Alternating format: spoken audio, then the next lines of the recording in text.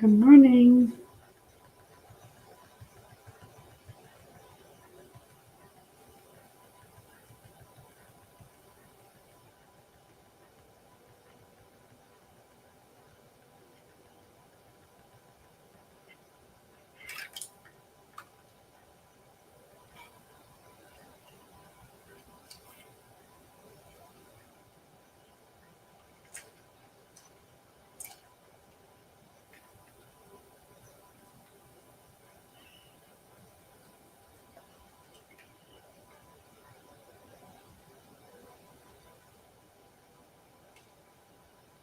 Hi, Rochelle. How are you, love? Good morning. Just inviting some people here.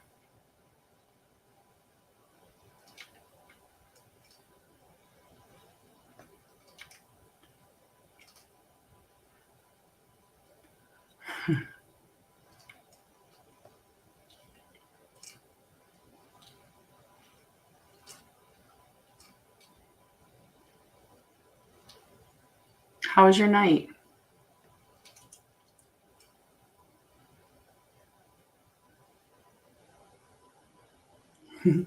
How was your night? I'm great. I'm great. It's just you and I. Just you and I. Just the two of us. We can make it if we try. Just the two of us. You and I. There you go. I sang for you, Rochelle. Oh, Manimal. Oh, that's unfortunate. Today is the 11th of April, and this is a super lucky day. This is a day to really, hello, Luminous Mind. How are you? I like your name. This is a day, really strong day for manifesting. So make sure that your manifestation game is on point today. Okay. Lucky 11. Yes. Yes. I'm not sure what all the energy is. But it is definitely. Good morning, Marilyn. How are you, love? Good to see you this morning. Tanya, my love. I don't know if there's anyone on the backside of the show today. So if you're able to do that, I would really appreciate it, my love. I'm going to go and peek on. I have to switch it because I didn't even have it on the right page. I love you, friend. Good morning. Good morning, Julie. It is. I mean, it's chilly here. There were, like our whole weather this whole week was supposed to be warm and sunny, but this morning it's overcast and chilly. So I'm hoping that all that overcast just blasts out of here and the sun comes out and it's nice and warm again. But either way, I'm still going to try, even if I have to like bundle up a little bit, I'm still going to try to sit outside and put my feet on the ground for a little bit. Do some earthing because it's so good to try to do that every day. That's my thing about wanting to live somewhere where it's warm year round, is that I really want to be somewhere where I can do earthing every day wherever possible. And I mean, I know that's not always possible. I mean, you get a torrential downpour and you're probably not sitting out earthing, but you could go stand in the rain. If it's warm rain, I can stand in warm rain. It's really cold rain that I'm not so much of a fan. And good morning, Amutha. How are you? Nice. Oh, I'm going to dismiss my little message here. Okay. So first things first, I was going to give it a little bit to see if some of the other mods would show up before we started with the heart focused breathing. But that's where we're going to start our day off with, again, is doing the heart focused breathing. Okay. And we're going to get ourselves into a really nice space, right? We're going to get our brain and heart into coherence. And this is a really great space to, or a great technique to do to recalibrate your nervous system to what feels safe and regulated, right? Oftentimes when our nervous system's been disrupted, the longer that it's been disrupted, the more that we have to soothe it to teach it again what regulated feels like, because it's inherently looking for that familiar space of chaos. So that's, if you were raised in a chaotic environment, you're going to look for a chaotic environment because your nervous system is going to predict that that's a safe space. So we want to help our nervous system learn what safety really means. And we do that by regulating it. So this heart focus technique, plus it brings your brain and heart into coherence. If you're dealing with any distress or anything like that, it's going to help to soothe that space as well. Good morning, Mama. So we're going to start with doing that. Okay. And I will do the holding on to it and doing the,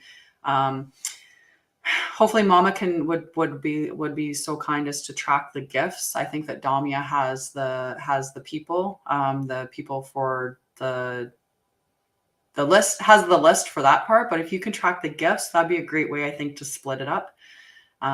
If you wouldn't mind. I love you guys. And thank you. So we're going to start with the heart focused breathing. Hi, Winnie. Okay. So I put my hand over my chest. This is my left hand, actually. I put it over my chest. We're going to turn that off. Unless I know you and we've pre-scheduled doing a live together, I don't allow people to just hop on my live. I've done that before and it made me, I got paid back. They were just playing and it was not cool. It ended up being quite silly. So we're going to put our hands on our chest as a focal point. That's what it is. And we're going to breathe in and out through this space here. I know we're not actually breathing in through that space. We're going to take in a nice deep breath, but we're going to visualize that the breath is coming in and out, because where our focus goes, our energy, or where our focus goes, our energy grows, right? Or our energy flows, even. We could say it that way. So we're going to breathe in and out through this space. And then if you want to change it from just heart focus technique, you're going to add in a thought of compassion. Thank you. Compassion, care, pride, appreciation, care, like calm, relax, any one of those emotions, depending on if you want to elevate. Hi, I'm in Ontario as well. Kanaked. So we're gonna, you can add the, and Diana from Facebook would like to be on the list. Thank you.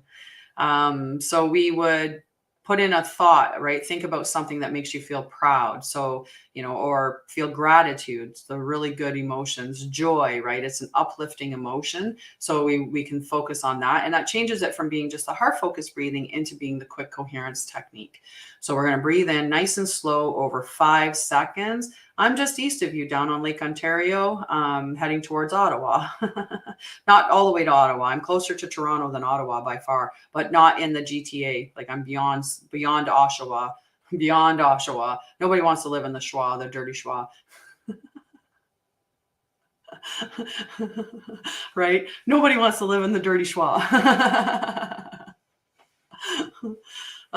So we'll get back to the heart focus technique. So hand on your chest, we're going to breathe in over 5 seconds. You can change that to what feels comfortable for you. If you've got like a lung condition, maybe doing a 4-second inhale will be appropriate, right? And then for some of us, doing a longer one's going to just feel really good. So we're going to do, thank you, Mama. We're going to do that nice slow inhale through our heart space. I'll do the count for us. And then we, and like I said, you can kick it up a notch by having that thought in your head of gratitude, pride, appreciation, love, care, joy, peace, calm, any of those things that can make you feel that way. Okay, I'll do the talk. Okay, so we're going to breathe out first, and then I'll start counting because it's just easier that way to get a nice deep breath when we breathed out all the way. Good morning, Helena, and good morning, Jenny. Love you guys. Okay.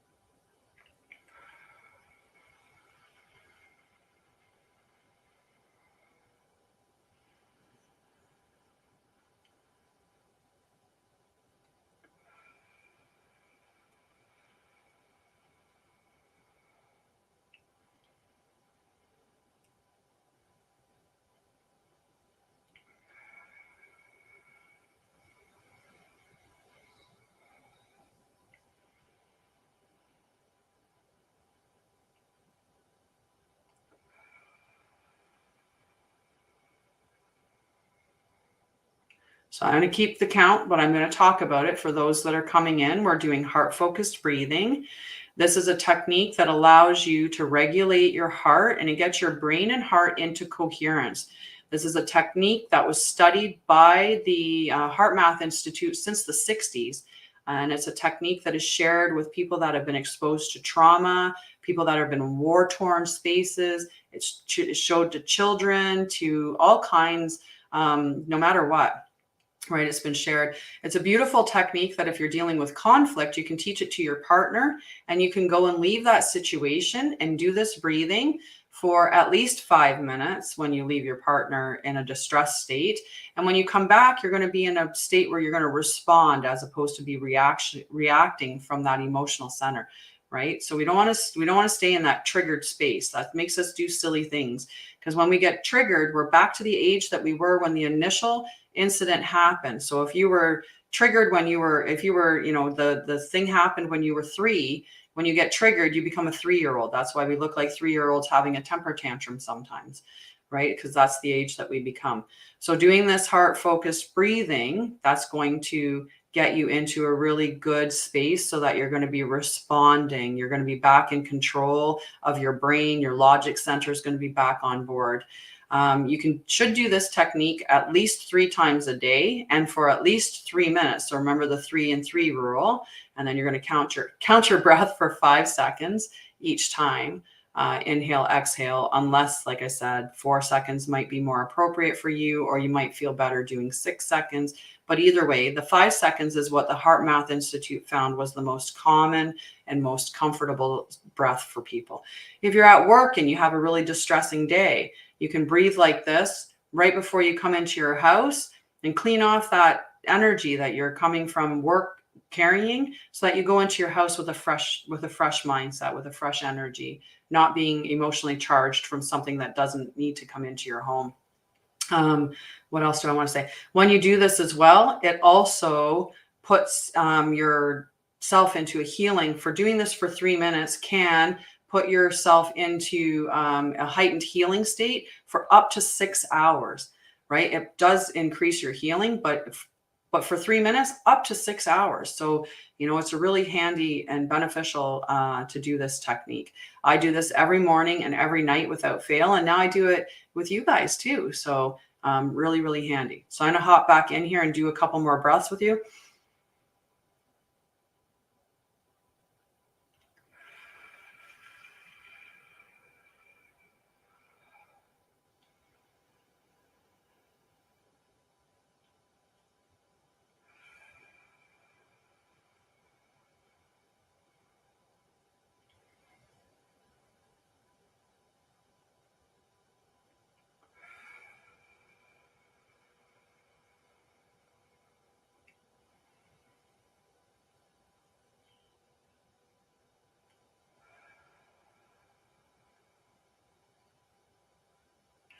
So you can continue doing that as long as you want.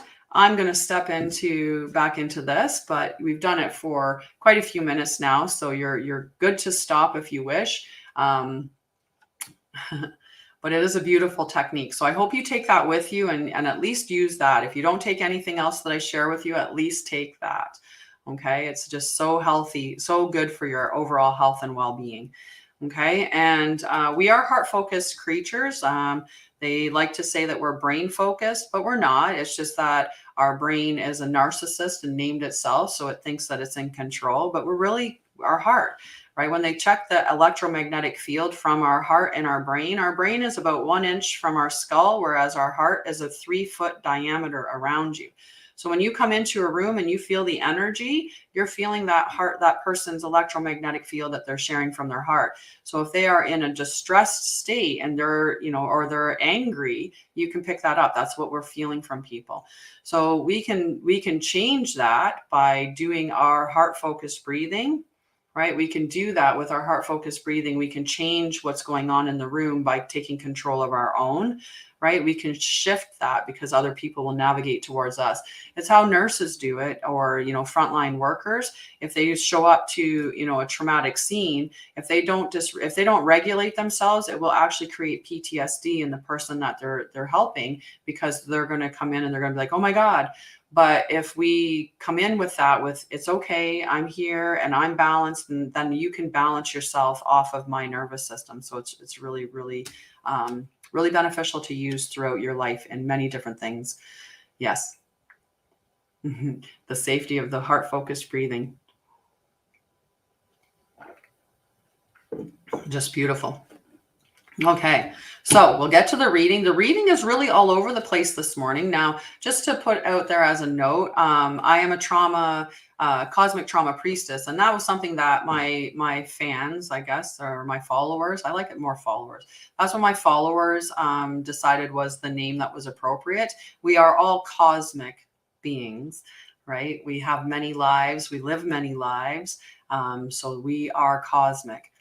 The trauma is because that's where my experience is. That's my knowledge. That's my background. When I went through my healing journey, I decided that the best way to heal would become an expert in trauma. So I learned more and more and more and more about trauma and all the different ways that you can use to heal it, all the different techniques, because the traditional techniques weren't working for me, right? The psychotherapy and medications, it was just a blanket or a bandage, but it wasn't helping with the underlying cause. So I wanted to get to the root cause, and that's why I went on the journey of I'm going to become an expert in it. And I tried everything. And then what I tried eventually worked. So then I decided I wanted to help other people. And that's why I came out into this realm, was to help other people with their trauma and mental health. And through that, I've discovered that I'm an intuitive. So I do get downloads or channel. I get a bunch of different things. Sometimes I see people's past lives. Sometimes I get connected through spirits, and I do a ton of different things.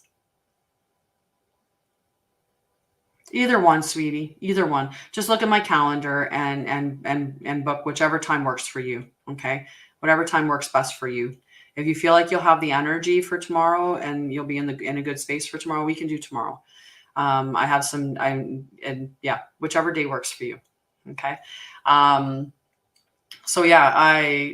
only day that I'm kind of busy this week is Friday, and that's because my niece has a dance recital in the afternoon. So I've just blocked off Friday for a portion of that.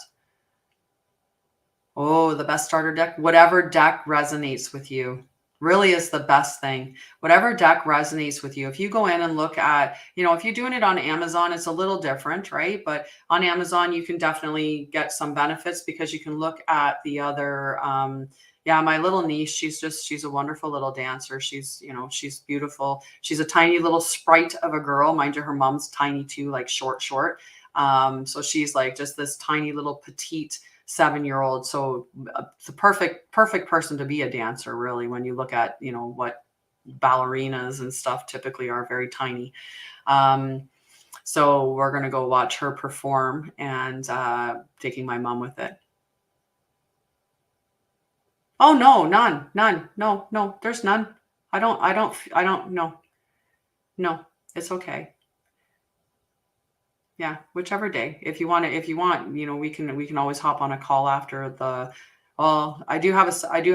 anyway, we'll figure it out. There's no animosity. None. I don't feel that. Sweetie. It was just, we went into different spaces, right? So for me, I was looking at if you had a non-traumatized society. And, this is from that book, Conversations with God, where he was channeling from God. And it was God that was saying that the young, genetically should be having children, while it takes a village to raise them. It was never about the babies being taken from the young. It was just a matter of having the elders' influence on raising them, right? And in the sense of that they're going to pass on wisdom and knowledge, and that the youthful generation, when they come up, that they're going to teach us the ways that we need to change the way that we think, right? And we see that now where the young are saying like, like, no, we don't want you poisoning the land, like the land. No, we don't want you, doing these things. No, we don't think that that's appropriate. And people will be like, but we're going to do it the way that we always did it. Well, we need them to change the way that we think, right? We need the youth to change the way that we think. It was as simple as that. And I think that it got lost in translation, and how you interpret it was different than how I interpreted it. And like I said, I don't think that age precludes you from being a highly active or interactive person with children. It all depends on your health and wellness and the type of person that you are. And there's many, many people who are very healthy and, well into their 60s. My mom's a very active grandma, runs and plays and does all kinds of things. So, she's in her 60s. So it just depends on the type of person that you are. And if you're around a lot of people that are unhealthy or, have a different lifestyle and, aren't very active as they get older, then that's going to be a perception that you're going to have. And my perception is different because I'm around people that in their 60s or 50s or 40s are very active and, very interactive with their children as well. Yeah. Yeah. Yeah. And, it was just a misinterpretation or, a perspective difference on an interpretation shift that went, but I'm nothing bad from that at all. Nothing bad from that. I realized I don't have any music on. It's very quiet here. I almost feel like I'm whispering. Right. I feel like I'm whispering. It's weird. Aw, don't know if Salasia is Salasia on. His mom is I'm gonna have to do that afterwards. I just saw her message. When I went on to get that was right into the message there.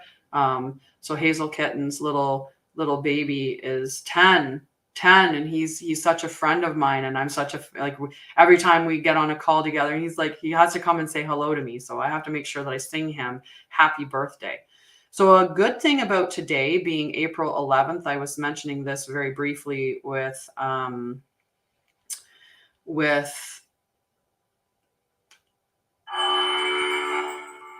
let's make sure it's not too loud. Yeah, right.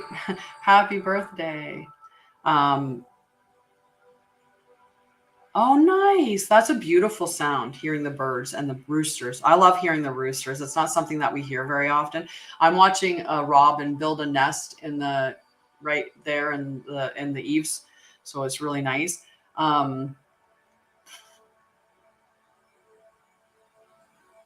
Right? I should. Oh, I wonder if I can get her to do that. Just give me a second, guys.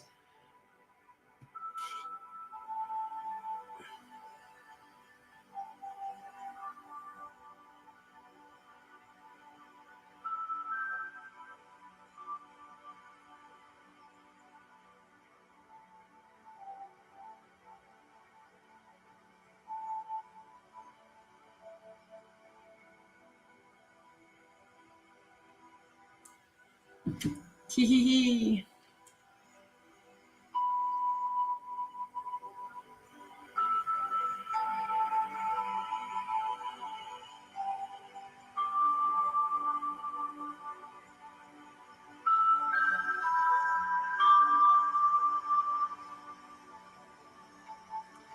All right.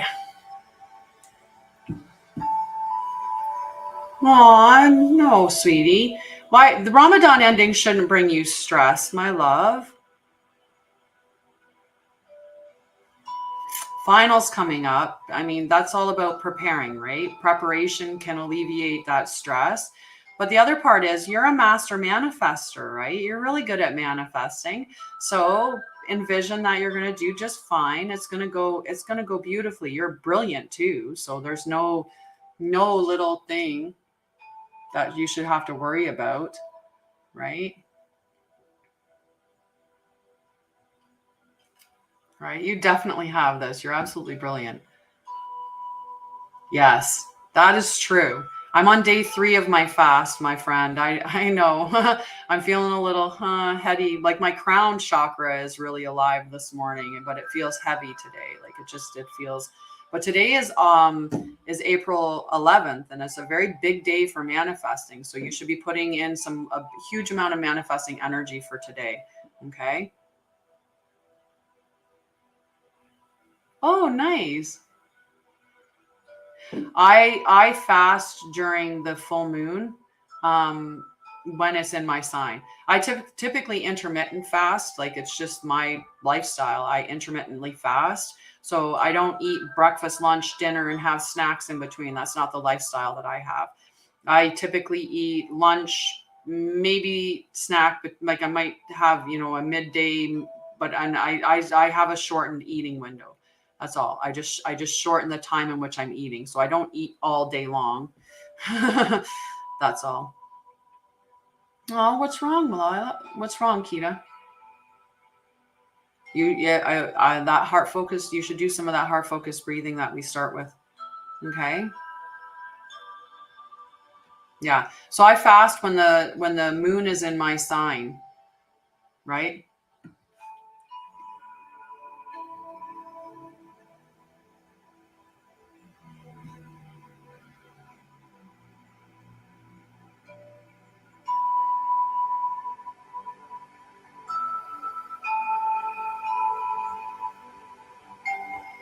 Oh, okay. So heart focused breathing is definitely going to help you. Okay. It will help you and it will help your daughters. It will help the entire family, right? And if you teach your husband and your youngest two to do it, the oldest one's going to feel the effects of that as well. But even if it's just you and her, do the breathing because that will keep your nervous system in a good balanced state, right? So just nice, good breathing in through your heart space.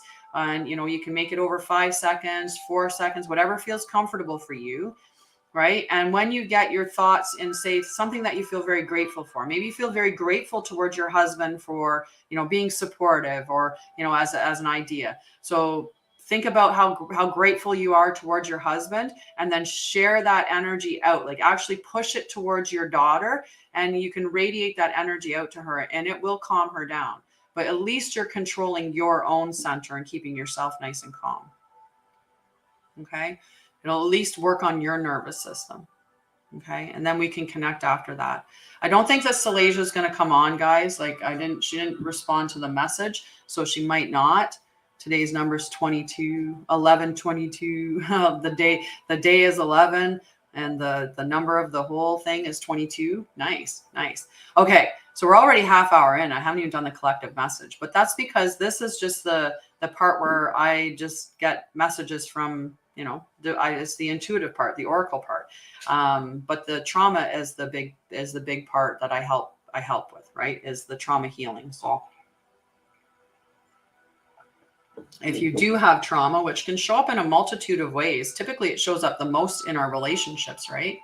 When we've had poor relationships when we're children or been demonstrated poor relationships by our parents, then and grown up in chaotic environments, we end up having that, right?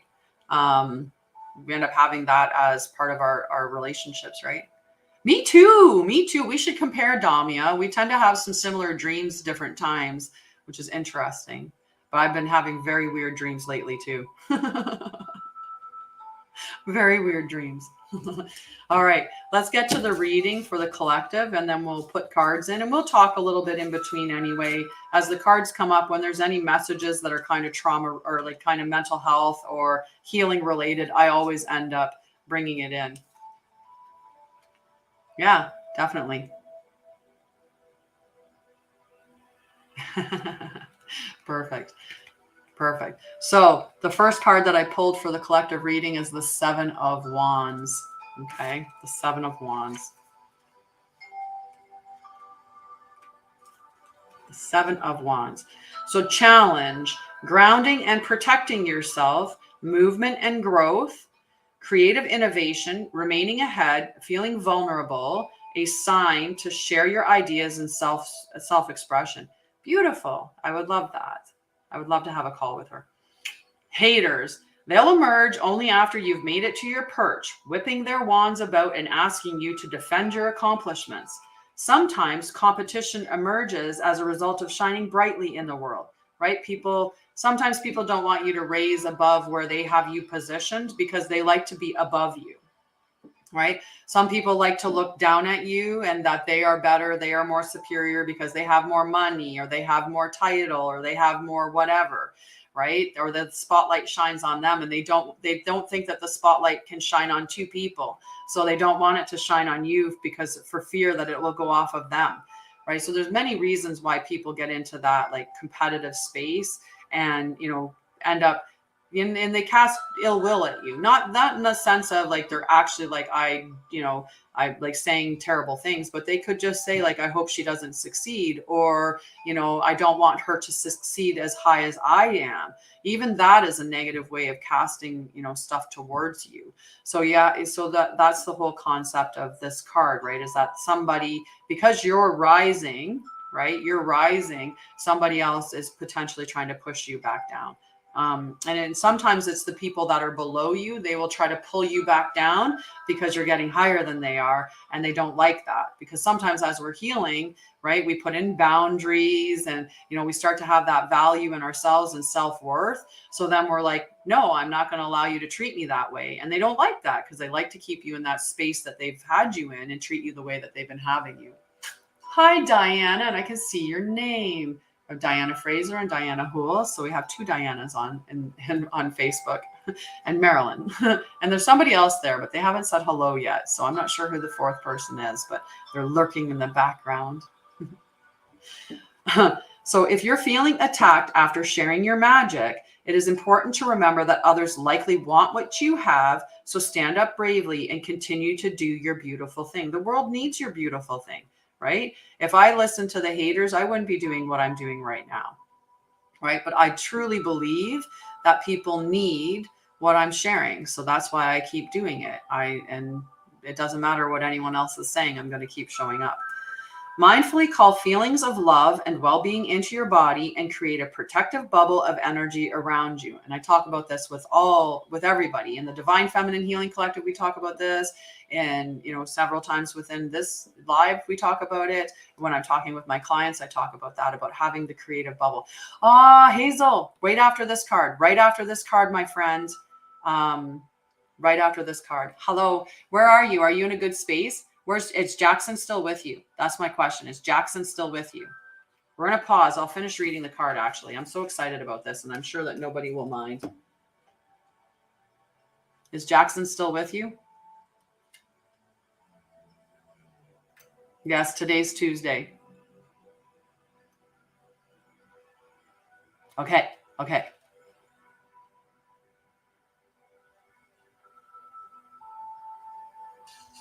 Crap, I'm trying to figure out how to do it.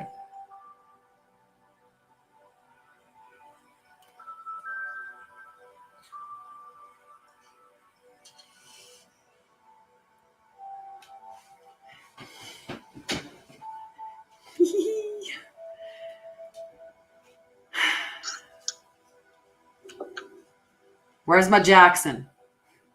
Hang on.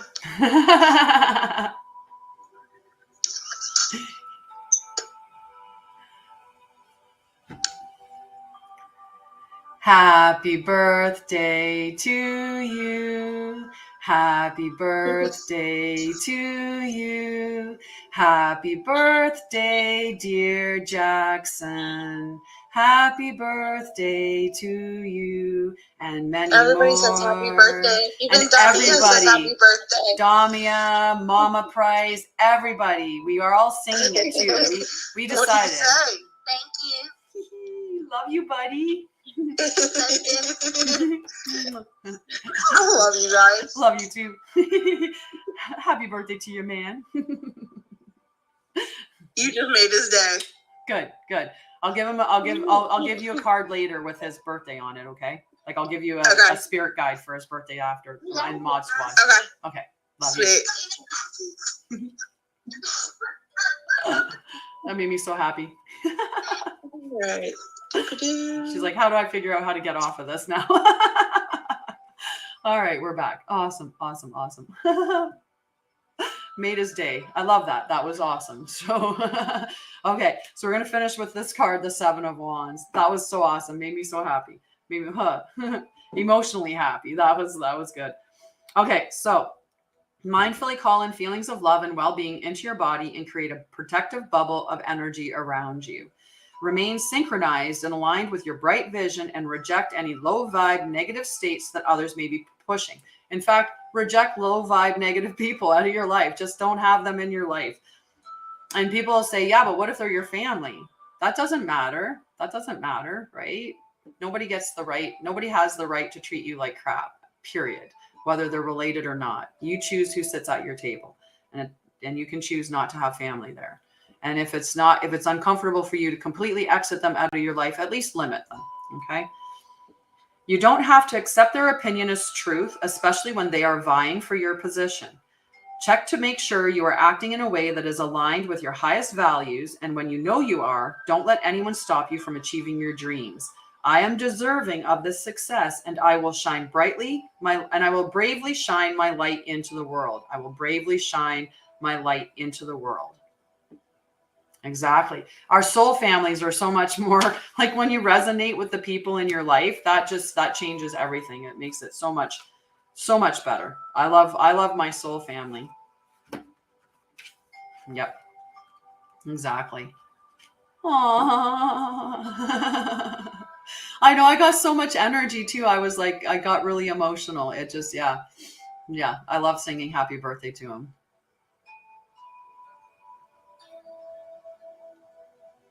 Aww. I'm going to sing happy birthday to another person. Okay. So this is for Diana's granddaughter, Lily. She's going to save it. So mark it that it's at 36, just after 36 minutes in the live. Okay. So happy birthday to you. Happy birthday to you. Happy birthday, dear Lily. Happy birthday to you, and many more. And can we put Diana Fraser on the list as well? Lovely. Lovely. So this card, this one's going to be, it's usually the tough card, right? It's the Tower, number 16. And it's definitely a tough card, right? I have a funny feeling I know why you don't like your birthday, but maybe that'll change. Maybe that'll change, and eventually you'll come to love your birthday. Okay, so the Tower, but it was in the reverse position, so the Shadow Seer position, right? So life becoming stale, refusing to change, fear of the unknown, avoiding disaster, and denial. So when the Tower card, that just means that there's change, like change is happening, and it can be really quick change too, right? So this can sometimes feel very, very distressing because it's so fast or chaotic, right? So, whoa. Oh, yes. Yes, definitely. I really celebrated Damia. Hi, Smelly Cakes. I'm going to finish reading the collective, okay? So, whoa, buckle up and expect the unexpected. Sometimes we resist change to the point that the universe shifts in a destructive and chaotic way that fundamentally changes how we see our reality. There is strange beauty in this deconstruction, as all of the elements for a better life will be found amongst the rubble. Use this moment to build something foundational, something extraordinary. Trust that you will be held by the universe and you will become stronger and more resilient as a result. Tower moments are powerful, moving, shifting, expanding. The Tower moment in your life marks a period when you get to reevaluate, redirect, reestablish, and realign.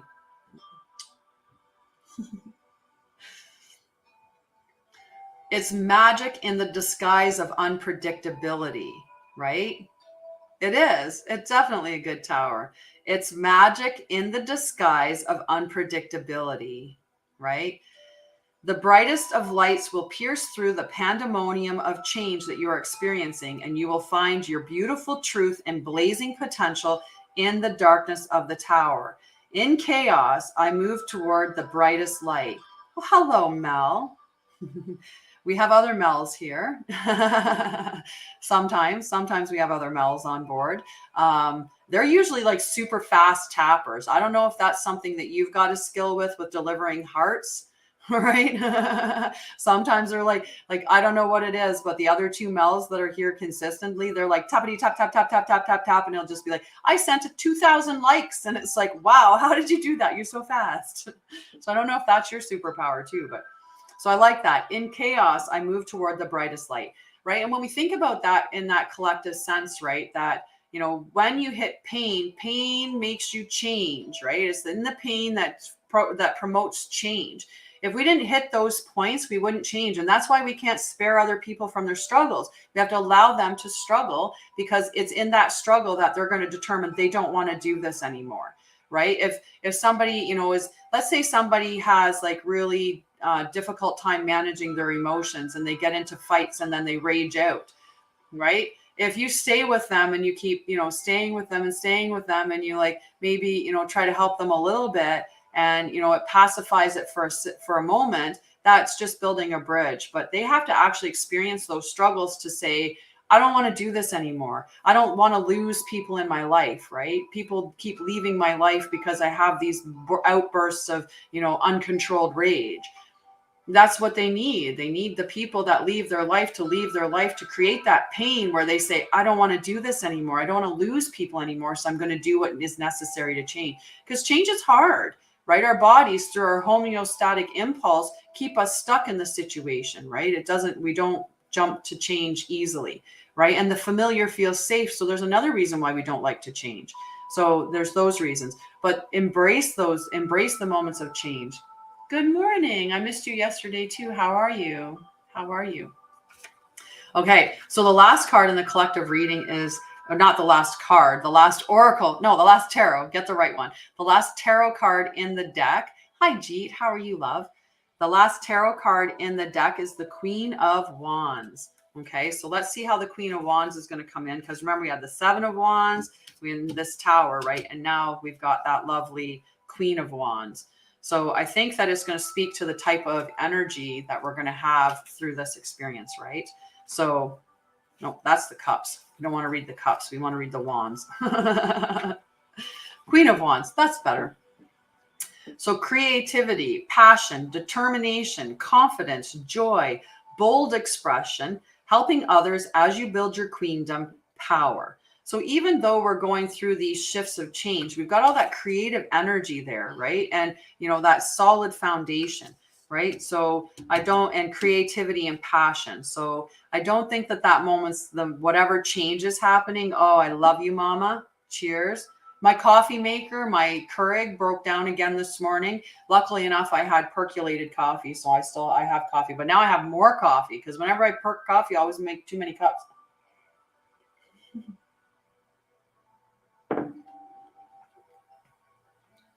So I'm going to have a lot more coffee on board, but that's okay. Today's a fasting day, so I'm just drinking water and coffee anyway.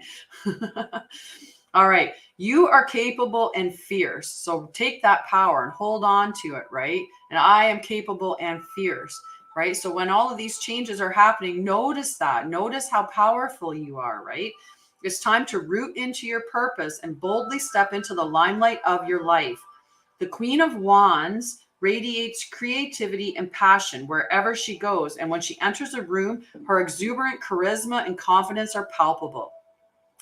Don't be afraid to be the center of attention. And for goddess's sake, stop acting small in order to make those around you more comfortable, right? That was this whole thing about stepping into your light, and haters going to hate, right? Let them. Still step into your light. There's people that need what you're bringing to the table. There's people that you're impacting with what you're doing. So keep doing it, right? And the whole thing is that you're on your own journey, and your life is your life, right? At the end of the day, right, when we leave our physical bodies and go back to the spiritual realm, you're not going to be proud of yourself if you allowed other people to dictate how you lived, right? Or you lived small because other people told you should. Right? Your spirit wants you to be big, live bold, be bold, right? And this queen energy, carry that and be bold, right? So make sure fiery bursts of productivity are accompanied by laughter and gratitude. Hello, I am doing well, Nia. Good morning, Divine Rising, witchy kind of woman. Don't push it down. Sorry. Make sure fiery bursts of productivity are accompanied by laughter and gratitude, connection, appreciation, and love. It's okay to hold shadow in all this light. Don't push it down so deeply that you can't find it again. Accept the parts of you that you don't openly share, the past failures that have held you back. They don't define you, so transmute that shadow. Sit with it briefly and then light it on fire because you don't need it anymore.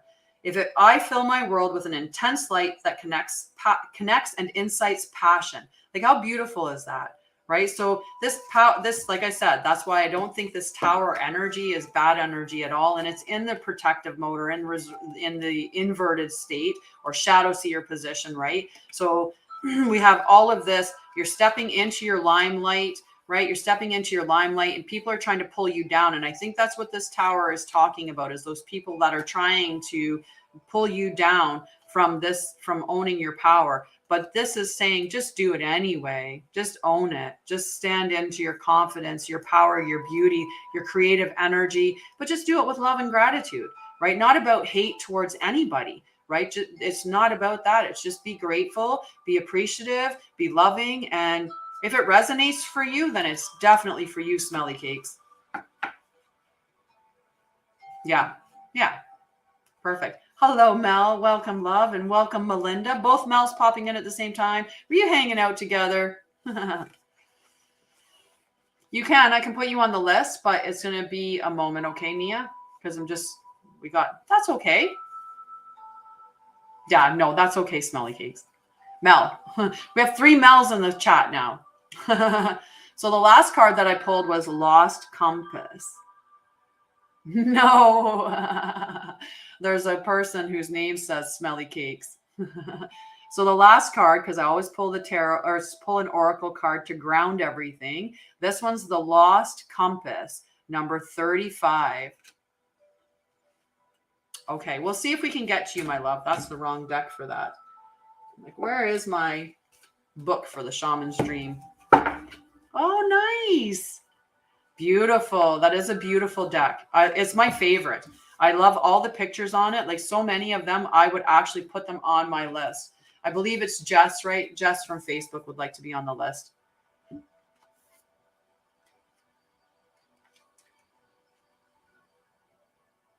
Julie's like, Mel can go before me.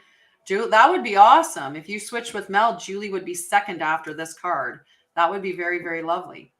Okay, so 35, Lost Compass, and then we'll get to the cards. Me too. My feet are like, I'm freezing. I want to put my feet up, but you know me, when I put my feet up, then I get sore knees. Well, at least one sore knee. Perfect. So, Lost Compass. Hi, stud boy. Stud boy. I love it. Nice. Yeah, that's all I do. I just pick the cards based on how they resonate with me, and if I feel drawn to it or connected to it. And I have a bunch of different decks, but love you, Jenny. You have a beautiful day. I love you. All right, so the Lost Compass, getting back to integrity, finding the way home, trusting intuition. When the Lost Compass appears, it is a sign that you need to find your way back home, back to your source and center, relying on your intuition to arrive here or there. I'm calling home here. Be wary of the signs telling you to turn here or there, or to avoid this person or situation, because the outward indicators are unreliable right now. Be careful not to believe all the advice you are receiving. Rely instead on your innate sense of direction and guidance, and use your homing instinct to lead you true. The Lost Compass has come to show you that you need to find new counselors. You are not getting the mentoring you need for your success. Who is that person you are looking up to as a model for what it means to be a woman or a man? Chiboldi, yay! Trash that ideal. Tear up the picture you carry in your mind. You are meant to be you, not the best copy of your dearest friend. Make this your mantra. Love me or leave me. The lost compass is a blessing in disguise because you sometimes have to lose your bearings and find yourself afresh to discover a new course. True north never changes, so reset your way to your heart compass and trust your deepest feelings even when others do not support them. Remember that you are not lost, you simply do not know where you're going right now. Lost is a state of mind. Not knowing where you are going is an opportunity to find a new path.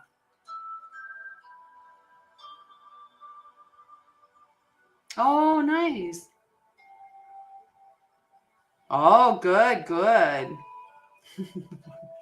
I love it. I love it. So really, really good message that just supported it, right? It really went into like feeling a little bit lost, which might be a part of what that was with the Tower card, okay? So today I thought I'm going to see if the 7 energies resonates as the deck that we're going to use, okay?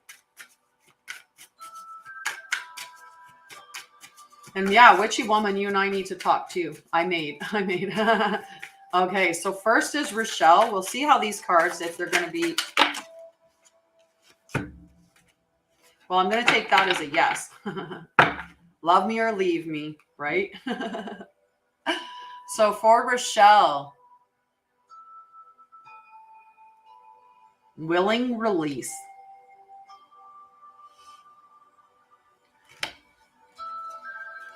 Willing release.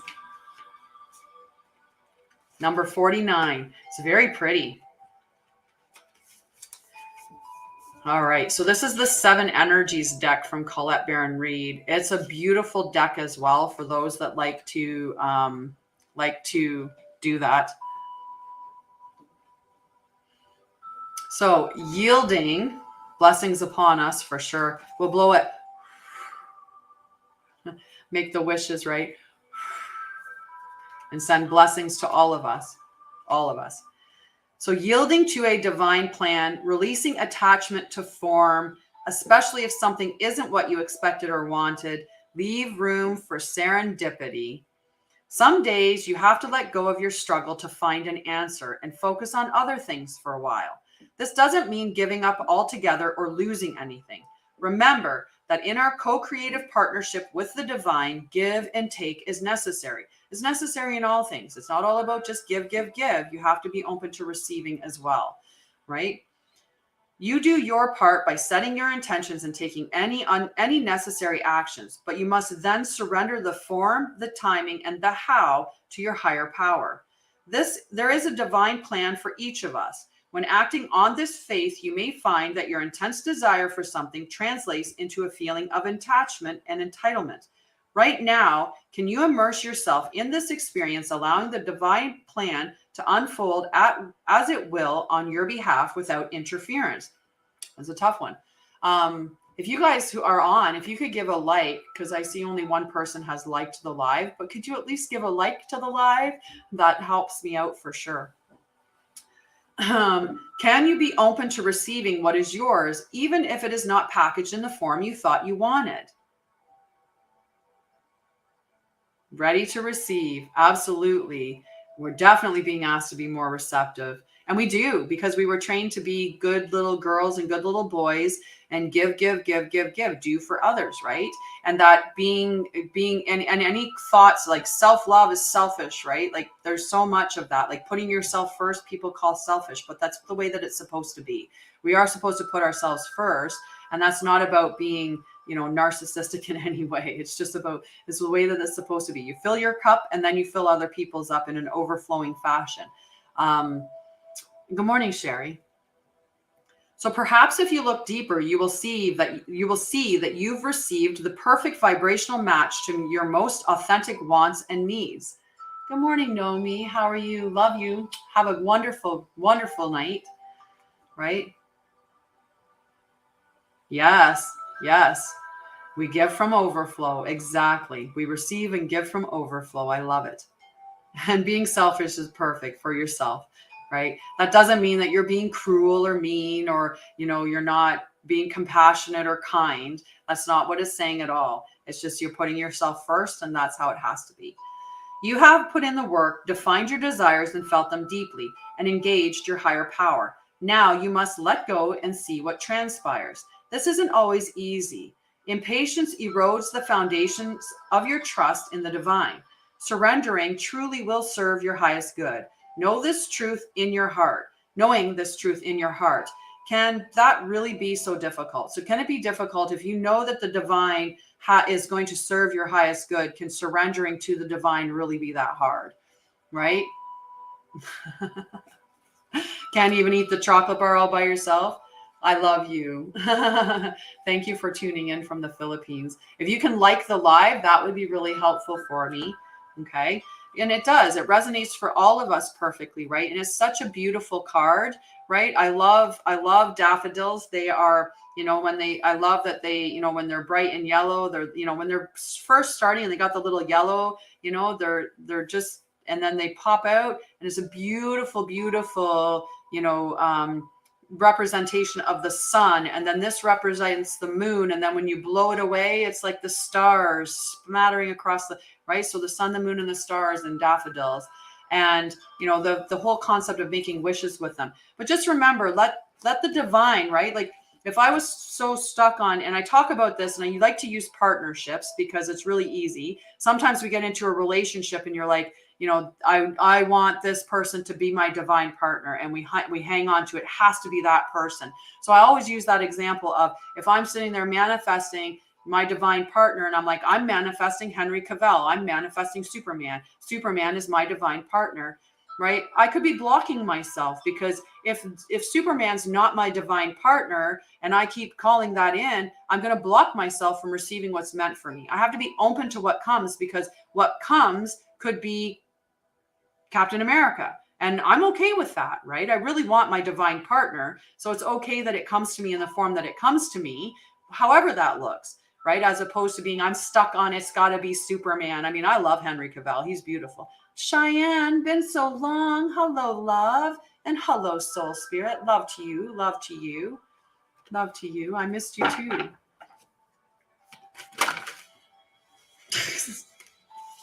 I don't even have a name yet, but the cards are flying. So these are definitely the right choice of cards for today. I want to make sure I didn't drop any on the floor.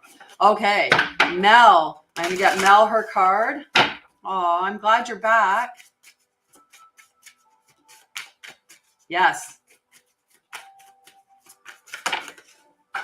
Mel.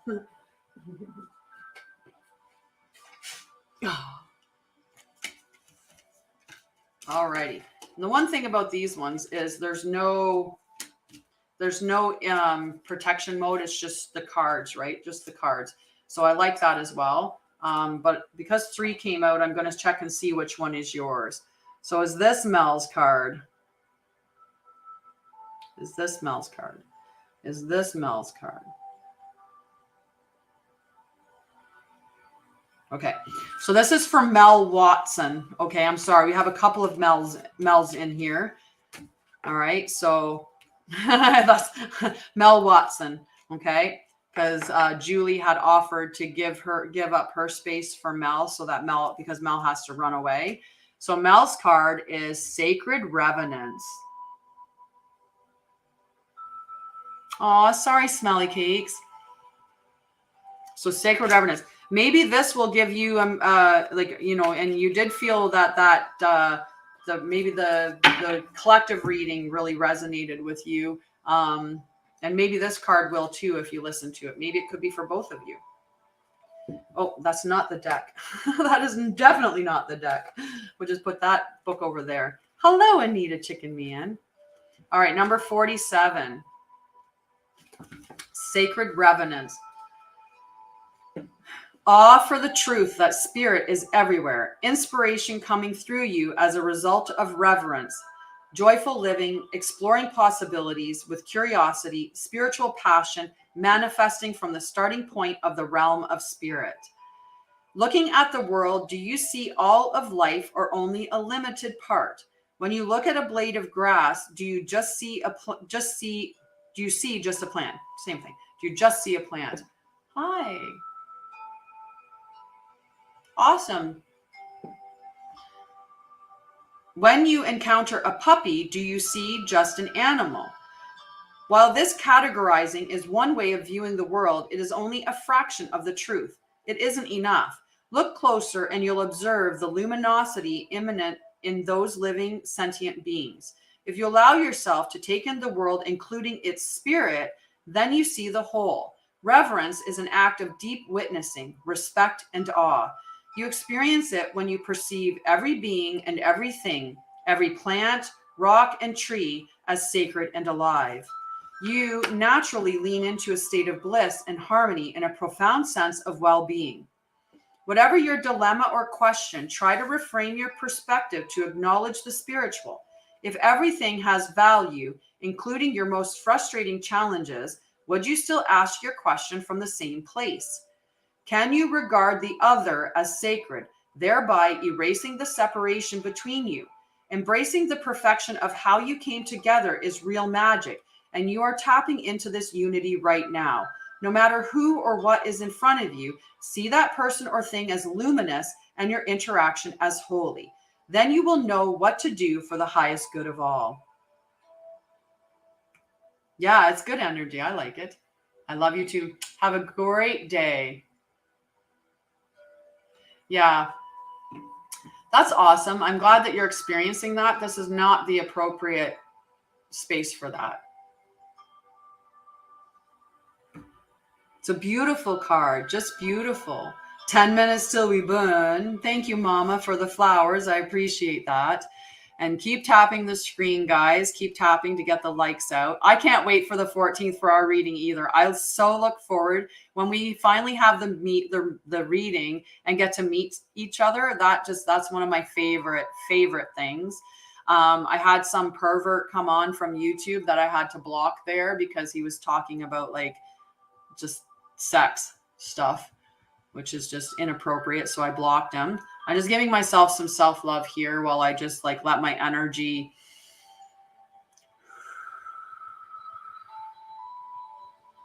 Yes, I love that.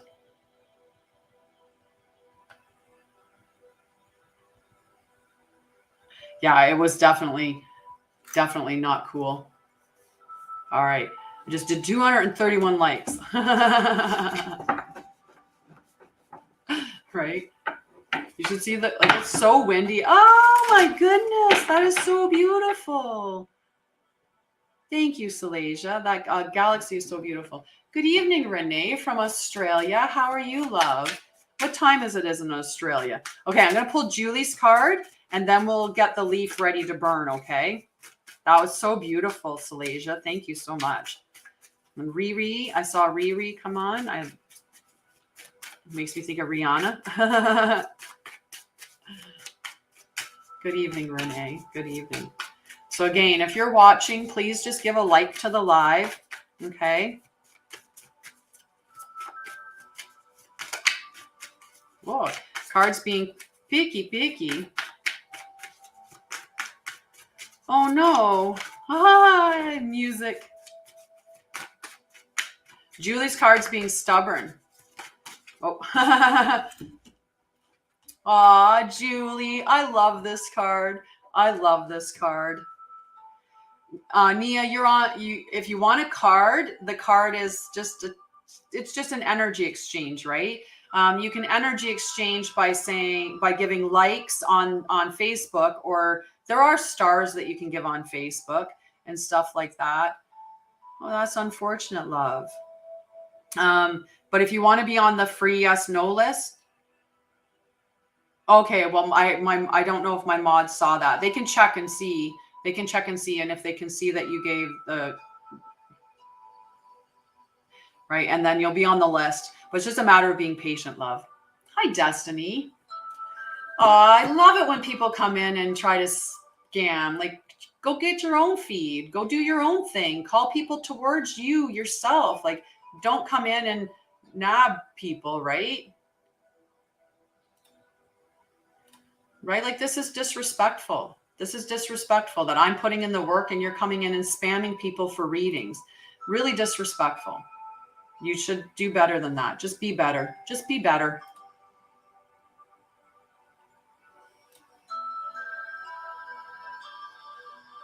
Okay, we cleaned that up. Good morning. 12:01 a.m. Definitely. It's a late morning, but or an early morning, really early morning. I don't know which one you would say with that.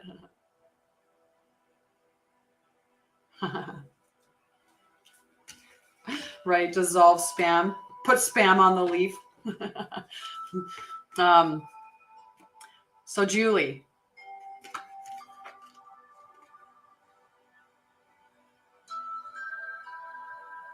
And you know a good therapist.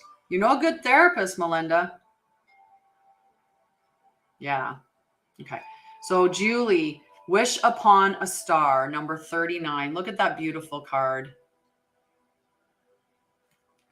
Okay. So up on, I know on the feeds of Facebook, when you're on Facebook and you're watching a live, it does look cool. When you're watching the live, I don't know if it'll show me. Might. If you're on the live, right? At the top, like it goes, it has the screen that I'm on, and then right below it, I mean, the one that I'm seeing, it shows somebody that had liked it, and below it, there's a thumbs up with a like. It's just interesting that you're not seeing that. But anyway, I'm going to hop off of that because that's creepy watching myself in the slow play. No, you didn't miss it. Number 39 for Julie, and then we'll do our burn, okay? Intentions based on your desires and aspirations. The act of consciously committing to a vision, sacrificing something of value, gambling on yourself, trusting that dreams can become reality, the importance of daydreams. Do you believe your dreams can become real, or do you shrug them off and chide yourself for being unrealistic? What if you could trust that the world around you holds promise you have not yet realized? Perhaps the point all along is not how something can happen, but the power of wishing and intending. We humans have multiple ways to ritualize owning a dream we want to see manifest in physical form.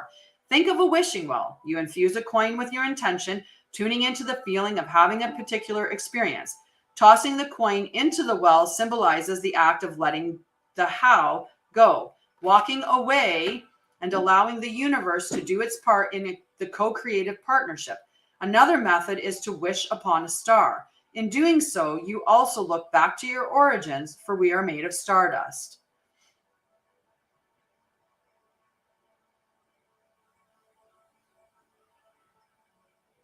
Love and light to all in the live. Nope, you haven't missed the height. I love you. I love you, Nomi. So today, allow yourself to dream and play with different realities. Even if it seems impossible, if it calls you and feels good, why not choose it? Wish upon a star, then live as if your wish was already true. Know that those beautiful dreams you have been nurturing are in the process of becoming real. Don't forget the act of wishing, dreaming, and intending is more important than figuring out the how. It shows the universe you're serious about playing the game of life and you trust the essence of the partnership. Remember, every dream you believe in and hope for is a call to a twinkling star. The answer will come, sometimes swiftly, sometimes slowly. No wish is ever wasted. Right? That's just beautiful. Just beautiful. Yeah, I don't know about necessarily the share, but definitely the like. It should be right below it. And I know you're looking on the phone maybe, so that might be a little bit different. And just remember, I do energy healing. If you want energy healing, the coffee cup is what you have to do. And if you want the energetic healing is the coffee cup. And if you like what I'm doing, you can support me by gifting to me, or you can support me by subscribing to my channel. And if you can't subscribe through TikTok, I do keep a backlist of people who can't subscribe in that way, and they can just go through on my thing and do a PayPal link or connect with me in a different way. And I can, then we can do a transfer for that. And then every time that you show up, you get a free reading, a free card when you come in. Okay. All righty. So we're going to do our leaves. We're going to do the leaves. Okay. Yep, exactly. 2 cards and then 1 free every day when you show up. All right. Ooh, we're down to some scrimpy ones. I might call these guys good and get out a new bag. I mean, we've got leaves, but they're pretty tiny. I mean, we can try to do our releases and then we'll do it on that. We'll call in on that. Okay, so we have two tiny leaves, but they will work. They will work. I got my pen. Okay, so we're going to release things. So I'm going to put down the release of spammers. Okay.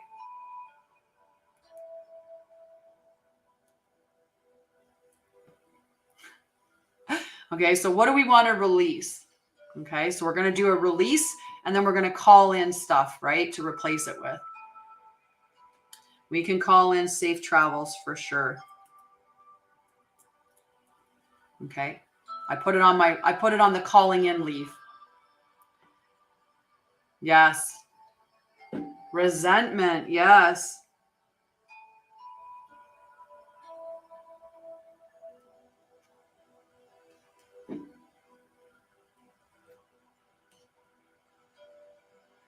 Doubt. I like that. Ego and narcissism. They're always good to get rid of.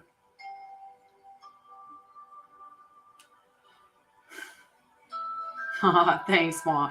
Thanks, witchy kind of woman. I think we're good. I think we've definitely got Nia covered. So Nia can go on the list for a card.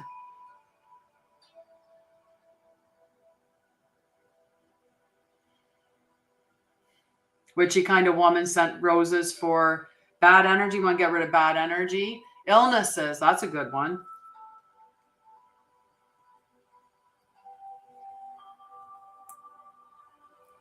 I put down dis-ease.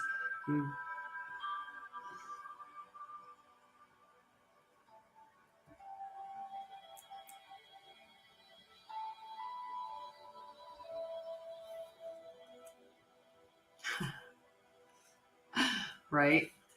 Insecurities. That's another good one to get rid of. So we're going to do our release toxicity. Wow, that's beautiful. I love that, Marilyn.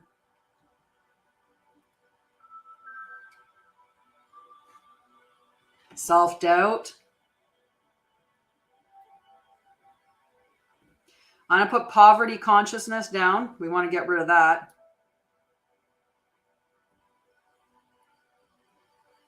I had to write really small for that. Stagnation. Yes. Dark thoughts.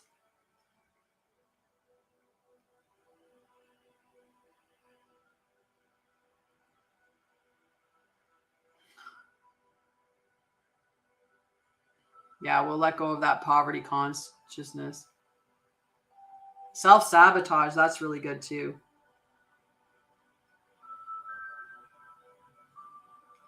Anxiety. We might as well put down the partner depression. Okay, these are little leaves. I might have one more space that I can. Doubts. Let's just put down our doubts. Doubts in general. Blocking energies.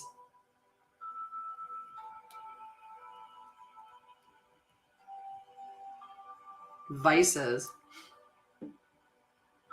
Okay, I think we've definitely got nightmares. I think I can find a way to smoosh it in there. Nightmares. Okay. Jealousy. Yes. Okay. I think jealousy might be it.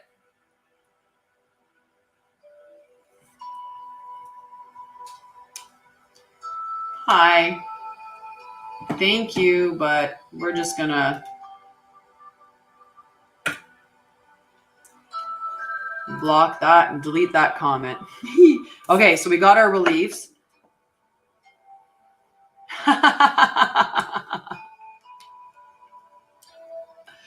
All right, so we're going to call in. We're going to call in things now. So what do we want to call in? So if we got rid of certain things, so we can call in financial security.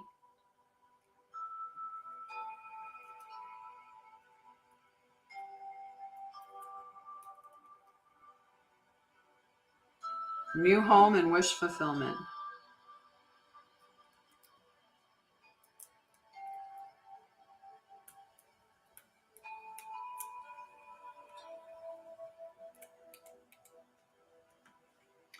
willpower, soul fam.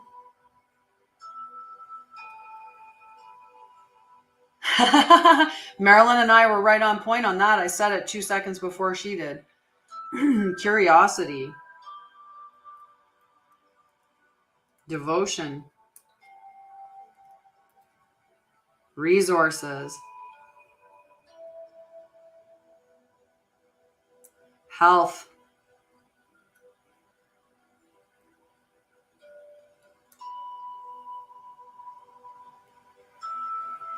balance,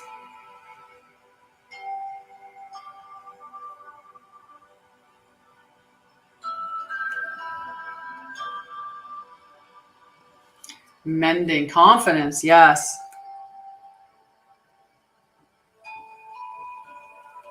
Clarity, mending,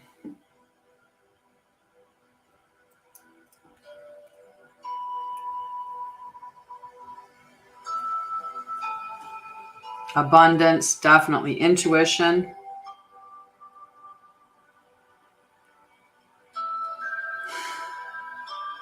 definitely radical self-love,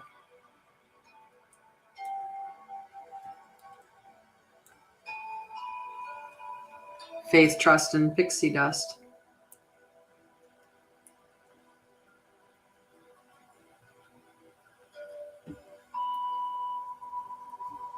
Love and joy, physical and flexibility. I like that. Flexibility.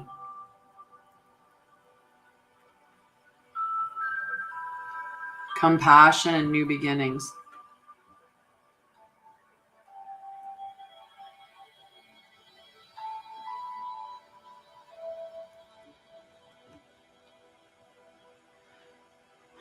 Yeah.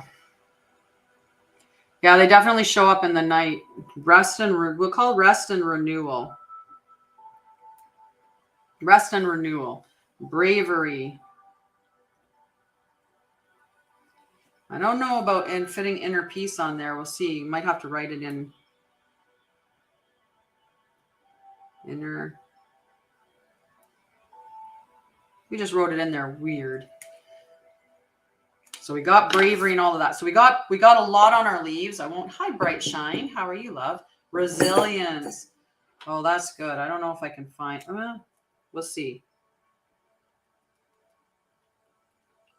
And courage.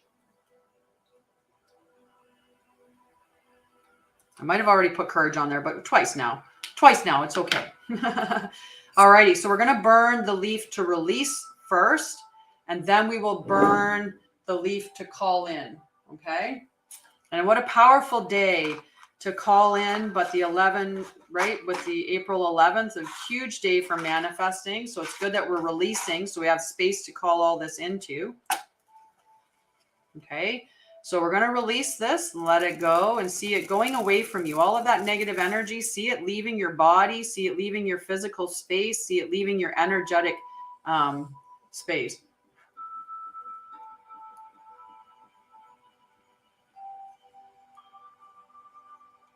Yeah.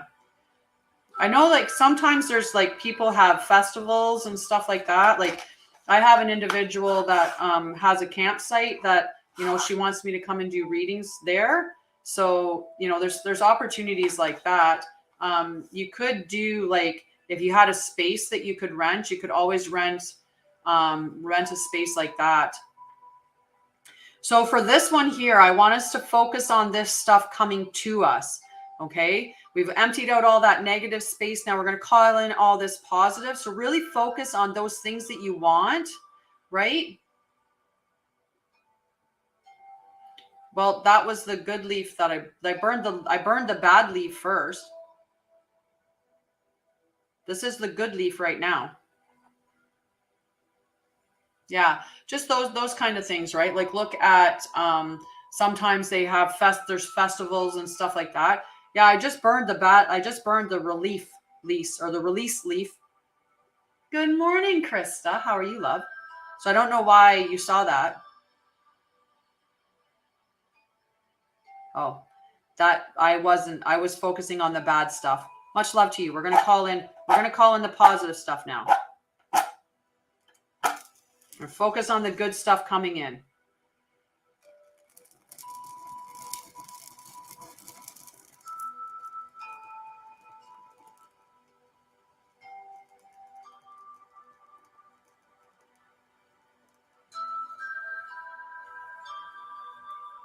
I was trying to see if it would go all the way to the tip where I was holding it, but it didn't. So that's okay, Will.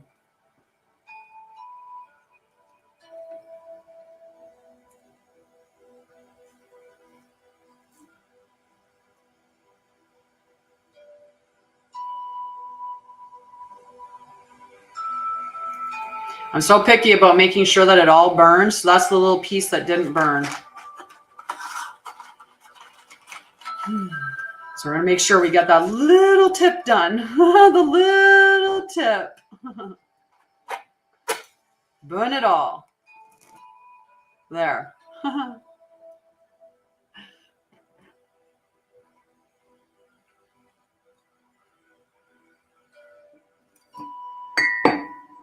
So as above, so below. So blessed be, and so it is. You're wondering if you have to fight for it or let it go this morning. That's a good question. I can put you on the list, Krista. Right? I know I was focusing on on things that were on that list for sure. Blessed be for sure. It's the day is 11. The number of the actual number of the day / year is 22. So we have an 1122. And there's some other stuff too. I think it's, oh yes, that's what it is. Jupiter and the sun line up. I'm going to see if I have it written down. If I have it on my, just give me 2 seconds and I'll explain.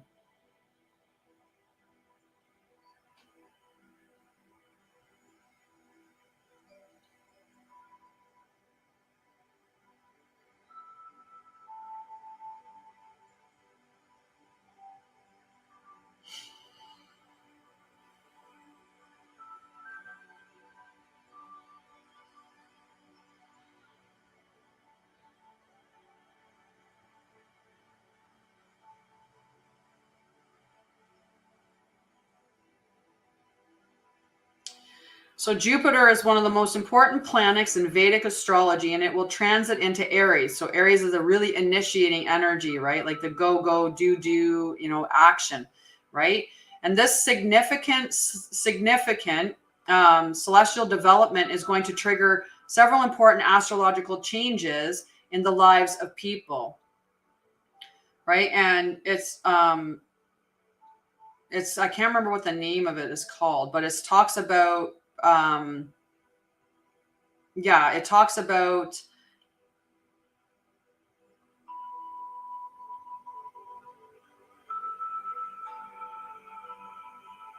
I'm trying to think of what the word is. It's called something specific. So it was going from Pisces into Aries, right? And it's just beautiful. It's just beautiful. But it's called something specific. I could see, but I can't. If I go in there, there's a risk that I'm going to mess up the live. So we'll just leave it at that.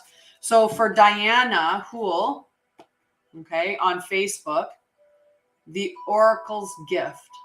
Okay, the Oracle's Gift. I don't know if you're still there.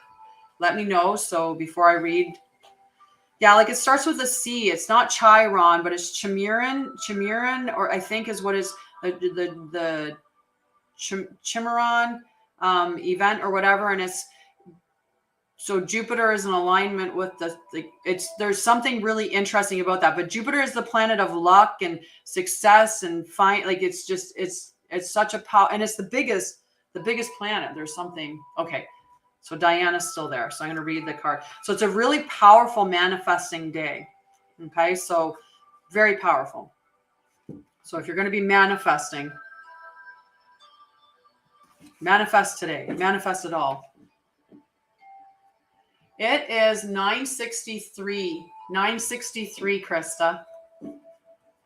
So second sight, this is for you, Diana. Second sight, clairvoyance, seeing the future, fate as a future determined by the choices you make now, seeing the signs around you, recognizing potentials versus absolute determinism. When we ask for a sign from the universe, we are essentially asking for divine guidance that we believe needs to come from a source outside us. This is because we don't always trust our intuition, our ability to read between the lines and see beyond time and space. And we ask for signs and look for mystical reassurance that our mundane lives don't seem to offer. However, an oracle simply provides an answer that is already inside of us. That's why the combination, so the 369 and 369 together, that's awesome. Oracles show up in a myriad of ways. Sometimes you see a billboard or hear a song or pull an oracle card and you get the exact message you need to support your choices or show you the way forward. Regardless of how the sign appears, an oracle is a reminder that you are a part of this vast universe. You are witnessed by the great mystery and loved and cared for. It's a reminder that life is magical. You are magical. I just had this all of a sudden like salt and vinegar potato chips.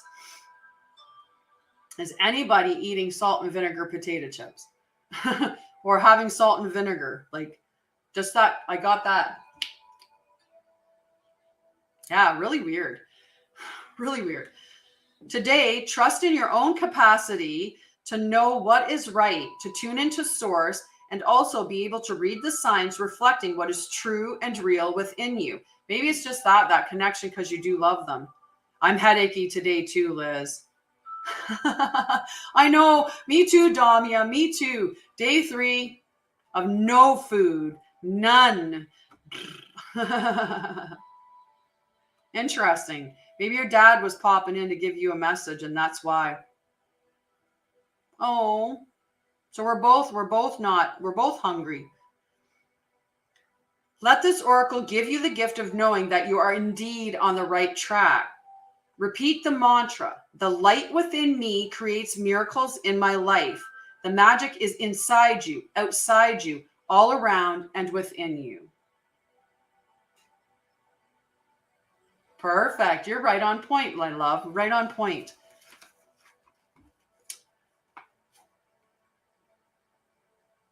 Interesting. Very, very interesting. I like that. Okay. After Diana is Winnie. Thank you for the whipped coffee, love. I'm going to have a sip, actually.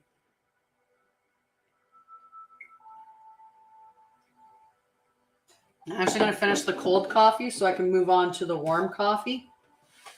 And I'm going to shift in my position. No, when I fast, it's water and coffee. That's it. Water and coffee. And yeah. And eventually it'll be just water once I wean myself off of my coffee. Good morning, Cece.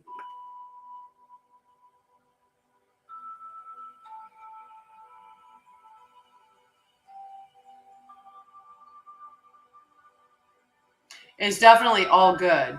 It's definitely all good. Right? Look for the signs and stay and lean into yourself, right? I am magical light, right? Yeah, Jupiter in Aries helps us believe more in ourselves. Absolutely. Yeah, but then you break your fast in the evening, right? You do basically intermittent fasting for Ramadan. You can eat before sunrise and you can eat after sunset. I don't eat at all for 3 days, like not at all, not one piece of food. I just do water and coffee. Whereas, and that's where the difference is. During the daytime hours, you don't eat anything or drink anything, whereas I will still drink water. And yeah, so you that's what I do normally. That's my normal. When the Ramadan doesn't, if you have medical stuff, you don't participate in the fasting portion of Ramadan.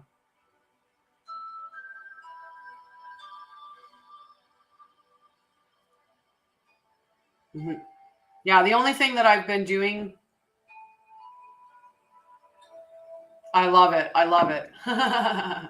You're definitely on track, Diane. I'm definitely on track.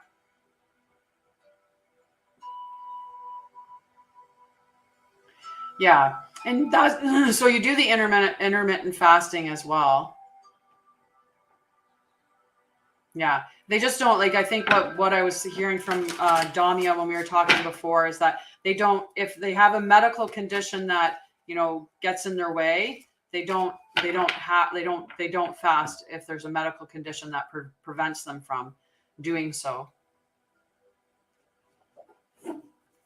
Yeah. Hello, Crystal. How are you, love? How's everything going? Are you feeling better today?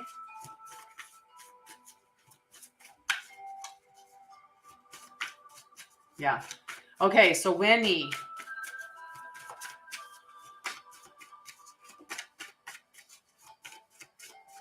What is Winnie's card?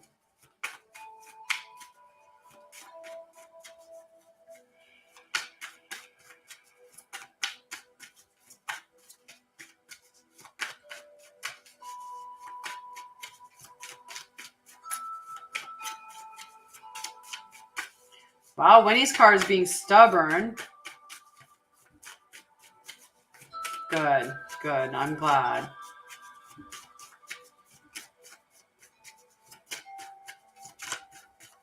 Yeah, Winnie. Whoa, okay. Just say Winnie's card is really being stubborn. Is this Winnie's card? Is this Winnie's card? Right into a circle right away. I love it. The Rose's Kiss, number 9 for Winnie. Which is beautiful. No, it's okay. It was just, sometimes it gets, it's just trying to pick that perfect card. I think that's all it was. It's very pretty. Joy, experiencing pleasure, deep satisfaction and enjoyment, desires acknowledged, 5 sensory reality. Take a deep breath and center on the feeling of joy. Can you allow your senses to awaken and connect with your innate desire to experience all life has to offer? Pleasure is part of life. Let yourself surrender to it today. Our modern times often present a false ideal of how we are meant to experience the world. Connections are lost and distorted by our over-reliance on technology. Just look around and see how few people actually maintain eye contact or engage in conversation. Instead of tapping away at a screen, pause and consider how you can make a more intimate contact. Don't stop tapping though. Maybe after the live.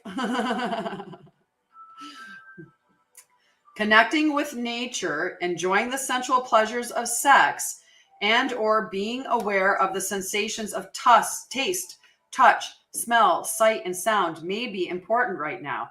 How do your sheets feel? Can you reach out and feel the heat and softness of your companion animal nestled beside you? Be present to another person. See them and let yourself be seen. Your 5 senses are aching to be engaged right now. This is an invitation to get out of your head and into your body. You may be a spiritual and intelligent being, but right now the emphasis should be on having a sensory experience. This is a sacred part of this gift of life. By being present to the sensual world, you invite an even deeper spiritual experience. Amazing, isn't it? Perhaps it really is time to stop and kiss the roses. Right? That's just a beautiful, beautiful message. Beautiful message. And we all should, right? Like there's nothing wrong with the pleasures of life. It's the reason, the intention behind it that changes things, right? If you are embracing sex, let's say sex for the purpose of enjoying. Yes. Can we get Krista on the list for a card too? For if we're embracing it for the right reasons, right? That is what changes everything. Even with like if you listen to the, listen or read the books, Conversation with God, God goes on this thing about there is nothing bad about sex. Is when it's for the wrong reasons that it's bad. But if it's for joy, like even self-pleasure, if it's for joy and for the expression of joy and because you're loving yourself and loving your body, there's nothing wrong with that. If you're doing it for joy and because you're loving the other person, there's nothing wrong with that.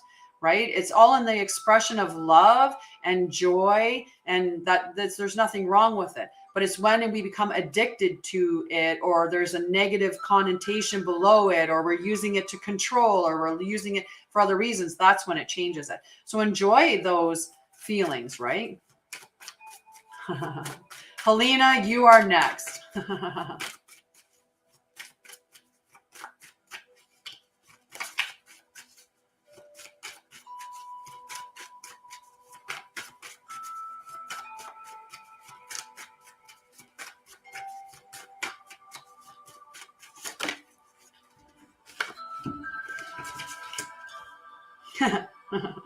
Sorry, the one card, every time I read it, I'm like,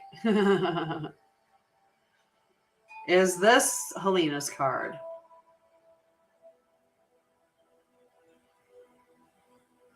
Is this Helena's card? Perfect. And this is the card that made me chuckle. Into me I see. Look at this beautiful card for you, Helena.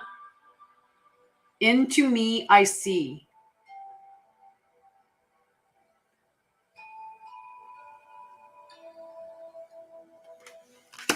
And when I read that, I think about Love Guru, DM, into me I see, right? But intimacy, exactly. Into me I see. Intimacy, trust in another, dropping shields and rigid boundaries to allow connection, the willingness to be vulnerable. At certain precious moments, you're called into a deep and meaningful connection with the world or another person. A magical affinity arises with the kind of intimacy that in turn encourages a greater understanding of yourself. The relationship acts as a mirror, helping you see your own patterns. What it reflects about you can further your own personal evolution. This is the time to take a risk by connecting with another. Can you see how far you've come? Can you see what is still active within you that needs to change or heal? You will discover more about who you are as you discover more about another. Even if you cannot possibly know what it's truly like to be in someone else's shoes, you can listen and learn. This is a magical gift being offered to you right now. This concept applies beyond romantic connection. What do the dynamics in your closest friendships, work relationships, and family say about you? Relationships are extraordinary opportunities for healing when predicated on honesty and caring. They have a great impact on how you contribute to the world. Intimate relationships hold up a mirror of truth and reveal more treasures than you think you might ever expect. Than you might ever expect. If you can look into it, take a risk and see everything as beautiful, even in its imperfections. Imagine how deep you could go. Right? Just beautiful. I love that. Good morning, Oliviera. Good morning. Lovely to see you there. I'm just peeking in on the conversation.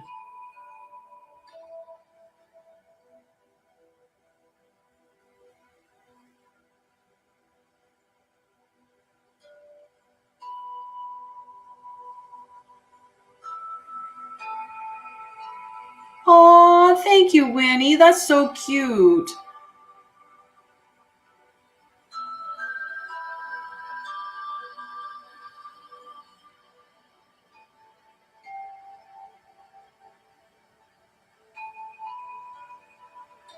Just beautiful, beautiful.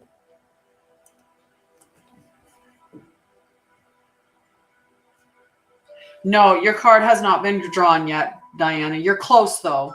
Okay. We have Mama, Leslie, and then you, Diana. Okay.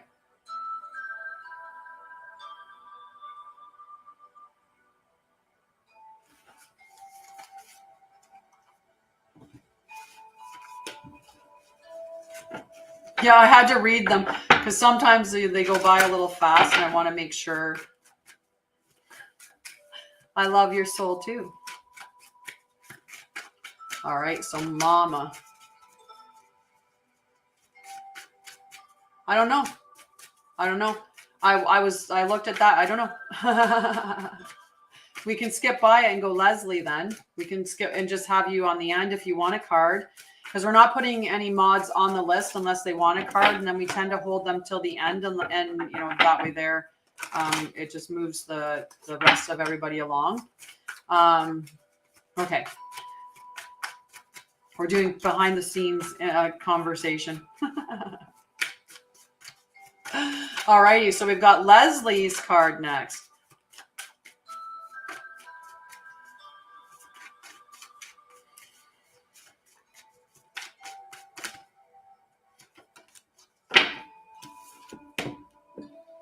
Number 33, ears wide open.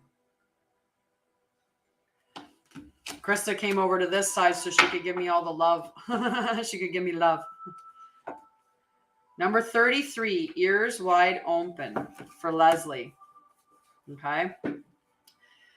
Deep listening as a gift we give to others, understanding someone else's needs, showing focused attention, tuning into another, and letting go of the ego's need to be heard. The world is constantly speaking to us and offering clues about what is really going on beneath the surface of things. We all have the capacity to hear beyond the noise that reaches our ears. The challenge is when we feel misunderstood and unheard. When we feel insignificant, it's easy to over-explain ourselves in an attempt to get acknowledged. And that's why many of us as adults are very much over-explain ourselves, because we weren't heard as children. So we feel like we have to constantly explain and explain and explain and explain, especially if there's any conflicts. We'll go into this whole like, this is how I meant it. No, but this is how I meant it, because we're trying so hard to be understood that even sometimes when somebody says, yeah, I get what you mean, we're like, but do you really understand me? Do you really understand what I'm saying? Right. And we'll keep going on in that format, but that's where it comes from. It's just not feeling like we were understood. Yes. So now is the time to let all that go. Offer your attention as the great gift it is. It's time to stop multitasking, checking your phone, thinking of what you're going to say next, and doing all the other things that keep you from connecting fully. Whenever we are in a state of chaos and distraction, paying attention to only some of what is being said, we lose the ability to pick up on everything, including that which is not being said. Deep listening is the way in which we immerse ourselves in the truth of the world. In this way, with ears wide open, we also open our hearts and minds to understand more than what is conveyed through words alone. Opportunities arise from the subtle cues we miss when we are not 100% present. Purposeful, open listening is an act of true respect and intimacy. When you are in this space of receptivity, letting go of the need to be heard or to be right, you become expansive and alert to meaningful potential. Right now, keep your ears wide open, and you will find more than you were searching for. Yes, exactly.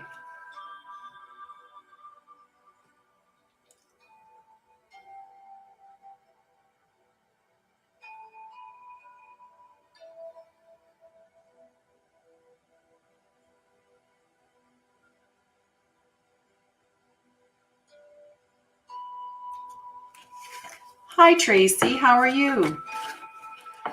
All right, Diana, your card now. Okay. And we'll check and see if Smelly Cakes is still there. Okay, because I think she was saying that she was going to leave. So if Smelly Cakes is still there, pretty much the same. Pretty much the same. I'm good, but I have like my head's heavy head right now, heavy energy in the head. Almost like I didn't sleep well enough last night. And I know I had a lot of dreams, so that might be why. Okay. So Diana, is this Diana's card? No. Is this Diana's card? Yes. Oh yeah, that's not good enough.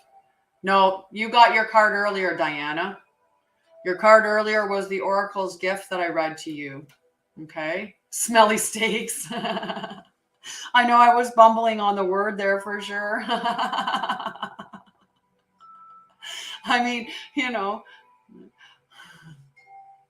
wow. That's a sharp, yeah. I've had those dreams where they're like so real and you wake up and you're just in a start. Yeah, your card was Oracle's gift.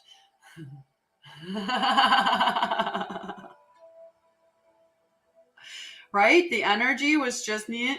And it's good energy though with like, I mean, I'm sure like it's a big planet, Jupiter. Jupiter shifting into a new sign, that's a lot of energy, right? A lot of energy. So this is for Diana Fraser, okay? For Diana Fraser, the storyteller, number 17, the storyteller. Okay. Yeah, but were yours real gunshots that you were hearing as opposed to in a dream? So Diana Fraser, identity, positive self-definition, teaching others how to treat you through the stories you tell about who you are. Yeah, you can ask a question and not get a card for sure. And you know what? I might even, we'll see anyway. And it will, like, I'm going to read this card first though. Do you know the story you tell others about who you are? You are a unique being.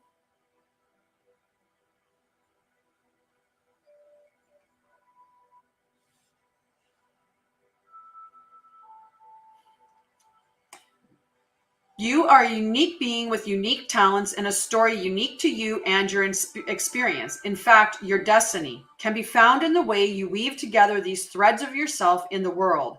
If there's anything in your life that you want to change, then it's time to adjust the story you tell about yourself. Perhaps you are too self-deprecating or apologetic about how you shine, minimizing your power so others will accept you. Perhaps the way you voice your expectations diminishes your ability to succeed, or you are too willing to tolerate less than supportive environment. It's easy to be in denial when it comes to others and their behavior toward you. Understand, however, that you teach people how to treat you through how you talk about yourself. Once you realize what story you're telling yourself about how to treat you, you can tell a different one. What if you could connect to your true power as a co-worker of your reality? The story originates in your mind, how you think, your conditioning and past experiences, how you view the world, and what you expect to see in it. The truth is, you have everything you need to tell a new tale and weave more blessings into the world as your unique contribution. In fact, practice speaking of your amazing success, your overflowing abundance, and all the love that surrounds you. Soon, the outer world will tell the same story back to you. Right? It's beautiful. It's beautiful.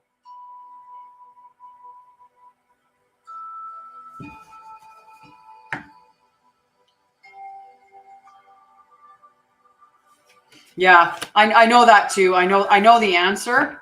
I know the answer. And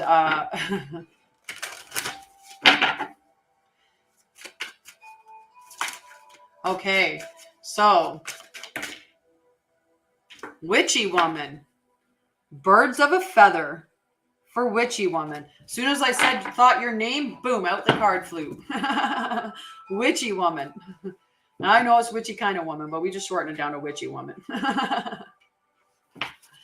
Birds of a feather. And yes, CJ, I'm pretty sure we can get you for a yes, no. Of course, the birds, I know, right? Sharing, community, a sense of belonging, fellowship with like-hearted people, understanding the concept of we before me. Have you ever wondered how people naturally gravitate to one another and discover a surprising intimacy and connection? Well, we're soul family. That's how. There is a kind of magnetic energy, like an invisible ray of light that gently pulls people together to form something beautiful that can be shared. As in the saying, birds of a feather flock together, it comes from an instinctual need for belonging, you might say. We need community to survive, to thrive, and grow. Have a wonderful day, Helena. We need community to survive, to thrive, and grow. We humans are social creatures, after all. None of us are meant to be alone. The concept of belonging is playing an important role in your life currently. Perhaps you recently found yourself in a group where you knew you were in the right place. Trust those strands of connection. For now is the time to thrive in the community. What you will find is a deeper and more expansive way of looking at the world by bearing yourself to others and sharing ideas, hopes, and dreams. However long you stay here in this journey of becoming who you're meant to be, connecting to community and participating in fellowship is the best thing for you right now. You will flourish as a part of a network of like-minded and like-hearted people. Stick to what feels good and resonates with your heart as true. When you understand the value of this community, you will discover everything you're hoping for and much more than you're expecting. Just beautiful, beautiful. Love you, honey. Have a wonderful day. Have a wonderful day, Helena. Love you. Of course, we can always do this one. This one's a heart too, if I bend my fingers right. And then there's this one. You get that heart one or this one. Gratitude to you, love. We need to connect again. When we had our first connection, you had mentioned you were going to do a reading for me, and we could maybe trade off a service. But I don't know if that's coming or if Hi Nunu, how are you? No, you haven't got your card yet, sweetie. Next is Jess on Facebook. We dropped way too many cards. Okay, Jess on Facebook. I'm doing well. Aside from my hair is making me itchy at times, but other than that, I'm okay. And take some water here.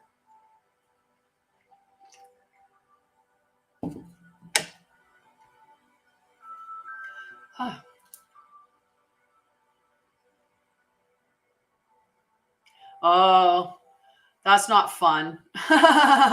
That's not fun.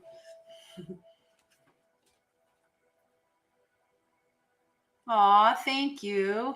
Love to you, Nunu. I'm glad that you popped in. Okay. Great big love. I believe this is your card, Jess.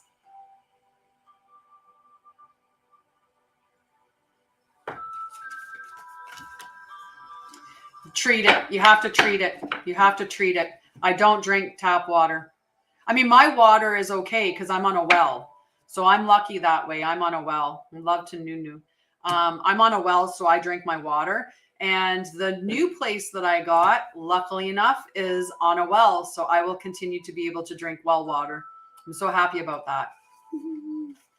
Okay, Jess. Great big well. Oh, sorry, great big. Great big love. Not well, but love. Great big love. Yeah, I'm opposed to using plastics. I'm opposed to using plastics. I drink well water. If I was really not looking at, I do not want to live in town where I have to be on well water. Not at all. Because it's not just even the water you're drinking, but you're showering or bathing in it and cleaning with it and stuff like that. And I'm just like, nah. No, thank you. So I'm going to have to live I'm going to have to live somewhere where I have a well. My brother lives on a well as well. I know, I'm so happy. It's like, it's just close. It's perfect. I'm just going to say it's perfect. Yeah, very nice. Yeah. And if I was to get a water cooler, you can buy, I joke around and I call it bougie water. Cause I mean, I think I used to be a person, I drank from the water hose and, I drink tap water and I had no problems with that. But because of awakening spiritually, I'm trying to make sure that I am not having any chlorine or fluoride. And, I'm really trying to limit the stuff that calcifies the pineal gland while also increasing it, which is why I have turmeric in my coffee, is to help to decalcify the pineal gland so I can be more open to my gifts and my intuition. I did, Krista. So it's closer to my mom, which is cool. I've heard about the Kangen. I don't know how Kangen. I don't know how you say it. Kangen, maybe. The Kangen water machine. I've heard about that. Well, if I get the money, if I get him first and last for this weekend, if I get that to him this weekend, then I can move in. I can start moving in earlier. So, but before the end of the month, which will be nice. So it's an apartment that a person put inside, like has put in their house. So they have an apartment within their house. And from my huge deck, and I can't even get over how big the deck is on the property, I can see the lake. I can see Lake Ontario through the two houses. So, and it's just beautiful. So I can see the lake. It's a 1-bedroom apartment, but it's a good size. Like it's not tiny. It's just the perfect size. It's really bright, lots of windows. My plants are going to be healthy there. He's only home for 6 days of the month. So it's basically like living in my own place. Because one of the things I was worried about living in an apartment is I like to sing. That's one of my activities for joy. So I was really worried about moving into an apartment and not being able to sing anymore. But he's only home for 6 days. So I can sing for the rest of the month. For a whole 25 days, I can sing. So I can sing. And yeah, it's close to the lake. So I can literally walk across the street and go down into the lake. I'm not far from a provincial park, which is just got beautiful trails all through it. So I'll be able to run down with the dog and go walking in through the trails. So Cass is going to be really happy about that. I'm not that far from my brother. I think I'm actually closer to my brother there than I am now. But the better part is that I'm closer to my mom, because my mom comes and sees me all the time. Like she comes and sees me at least once a week. So instead of being an hour away from me, now she's going to be 15 minutes, maybe 20, but probably 15. It just depends on what time of day she's leaving, but she'd be like 15 minutes from me, which is really, really nice. So it'll make that better for her. And yeah, it's just really, really awesome. Yeah, she brought butter. She brought the butter. Yeah, she does. She does. It's awesome. And the best part about it too is that I save over $1,000 a month in rent. That's the big thing. It's $11.25 cheaper per month, which is amazing. Hello, Ekta. How are you? Okay, we're gonna read Great Big Love. It does. It does. And I get to use his backyard and, okay, sweetie. Love you. Super awesome. Super awesome. Like perfect. Perfect. I get to use his backyard, whenever, like when I want and stuff like that. No, my landlord's 64. So he'd be more in my mom's age. And no, the reason why he's not there for most of the month is because he's in Toronto with his girlfriend. Which is fine. He just comes home because he's a registered massage therapist and he has a clinic right at his house. So that's a clinic space that I can use too. If I wanted to see clients in person, he would be open to allowing me to do that as well. So it's something I might transition into doing energy healing right in person, or doing trauma therapy work in person. So it's really just an ideal location. I'm quite happy about it. The only thing I lost was my bathtub, but I mostly shower anyway, so it's fine. It's fine. Okay. Jess, your card. The spirit of, oh no, wrong number. 29. And we need 26. You didn't, Anita. You are next. You are perfectly on time. Yes. Right? It'll be beautiful. And my old employer, yeah, no romance with him. No. My old employer that I used to work with, where I was doing my trauma wellness in the inpatient clinic, she's actually asked me to come back and maybe facilitate some groups for her. So I'm going to talk to her today to see about doing that. So that would get me a source of income that's, you know, coming in, that's stable. I'm going to see how it is, see the vibe, see the energy, because it was a really toxic place before. And there are still elements of toxicity there, because I talked with one of my friends who's, my one friend is still working there. So I talked to her routinely, and there's still elements of toxicity in there. So I'm going to see about the vibe and the energy, but it might be something that I choose to do, which will just give me that little bit of an extra source of income coming in right now. But we'll talk about it. Olivia, you're a few more down on the list, but not far. You're like five more, Olivia. Yes.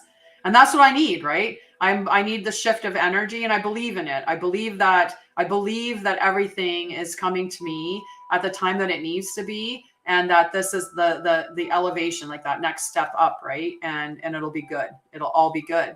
It's all part of the plan anyway. It's all part of the plan. No matter how it comes, it's all part of the plan, right? Exactly. Manifesting energy. Yes, exactly. They are. And I love you guys. I love you for being a part of the whole process, right? For always being a part of that process.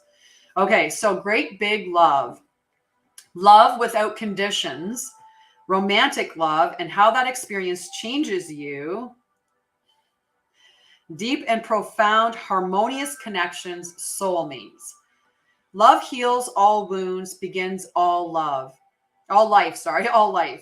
It sustains you when you're starving for grace, when you stumble and fall, and when you lose sight of your purpose and fall prey to the limited perspective of the ego. Now is the time to fall in love and call in awareness of the great big love that made you, which is ever pulsing through your veins. There's a heightened sense of awareness in the beginning stages of a relationship, when nothing else matters but who is in front of you. You see them, you see yourself in them, and you move in sync with the cadence of your hearts. You surrender to the magic that you share and engage in a harmonious dance. Woo, Olivia, thank you, love. Surrender and engage in a harmonious dance that is seamless in its movements, rising and falling with each moment, each breath. Although this card may portend such an intimate connection, you don't have to wait for a partner to experience it. You're being invited now to explore love in all its beauty. Can you love without conditions, without needing things to be perfect? Do you love your life, what you do, and how you contribute to the world? Today, invite love with a capital L into your inquiry. You will be amazed, and your very question may be changed as a result. Love is the strength you need today, the lens you must look through to find the truth and your way. Love is the way, the only way, and the only answer. And it's true. We are the divine expression of love, right? And that's what we're supposed to be, is expressions of love, right? Love and creativity, right? And if we're creating from the source of love, it's magical, right? When we're creating from the source of greed or fear, then it's not divine, right? And the love for another, right? We get caught up in that perfection thing, right? And it's usually from the underlying spot of not feeling good enough ourselves. So in an anxious attachment, that's one of the things that we do. We keep raising the bar because we're looking for them to continually tell us that we're lovable, because we don't feel it inside. And so we're looking for that confirmation outside, externally, in our relationships. And we often will raise the bar and keep saying, well, like, do you love me now? Do you love me now? Do you love me now? What about now? Do you love me now? Are you still being a good partner? Are you still being committed to me? Are you still showing up for me? Are you still doing the right things? Like, it's very much like, and so that person feels like they have to be perfect. And if they're not perfect, then, the relationship's not good. And that's not healthy, right? So it's letting go of perfection. Nobody is perfect. No relationship is going to be perfect. What is good is that they love you, respect you, honor your boundaries, and are willing to work, right? Really willing to work and do the healing that's necessary, right? Which is beautiful. But I love great big love for you, my friend. I have great big love for you guys too. It's funny because my divine partner likes to give me big love. That's what he says, sending you big love. Alrighty. So we can do the intuition now, or we can hold it for later. What do you guys want? Do you want to do the intuition test right now?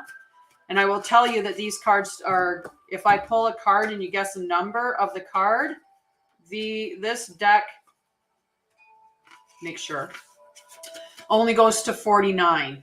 Okay, so we can do the intuition. You're going to pick a card that, well, whatever card flies out, I'm going to hold on to it, and you're going to tell me what number it is. And it is close to a lot. So we'll do the intuition, and then we'll burn for 111. Okay. I love you, Anita. I totally do. I totally do. We definitely have to hook up in person before you move to Nova Scotia. Definitely before you go to Nova Scotia. All right. What is the number that is on the card between 1 and 49? Whoever guesses it gets a free card.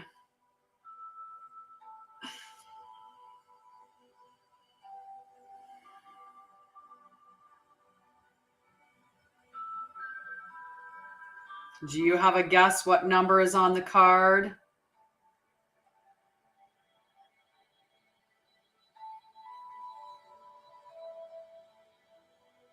And only one card. Only one card. Okay, only one guess. Okay, your first guess counts, and that's it. And I have Marilyn over here, 36. Nice. I'm low on eggs. It's the only thing I eat that's, like between, I eat animal byproducts. So I eat cheese, I eat eggs, and I eat, and I drink like those, like I eat those things. I might at some point clean them out, but not right now. Jess is saying 33.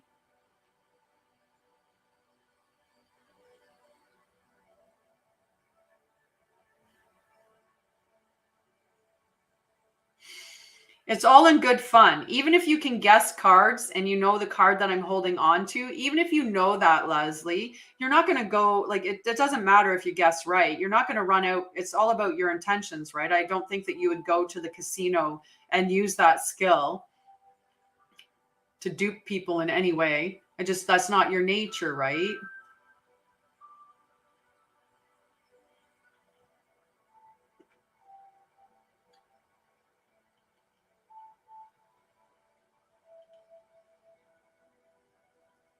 You have 14 eggs for me? No, I'm just teasing.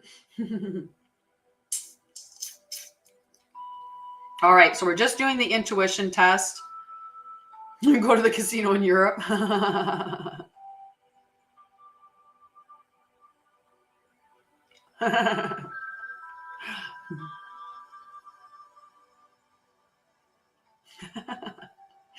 feel like you probably have more than 14 eggs.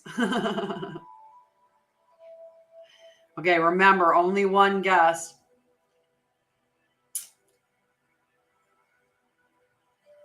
So if everyone's done guessing, I'm going to reveal it.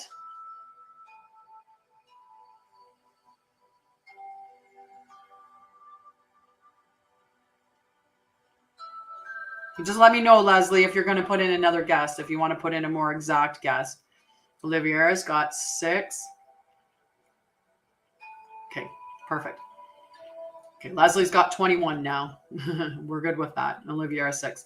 Okay, so I'm happy to say that somebody did guess the correct number. Somebody did guess the correct number. CJ, number 23. So CJ gets a free card for 23. Okay. And this is Anita's card. I know, I'm so excited. You were close. You were close, Leslie. All right, Anita.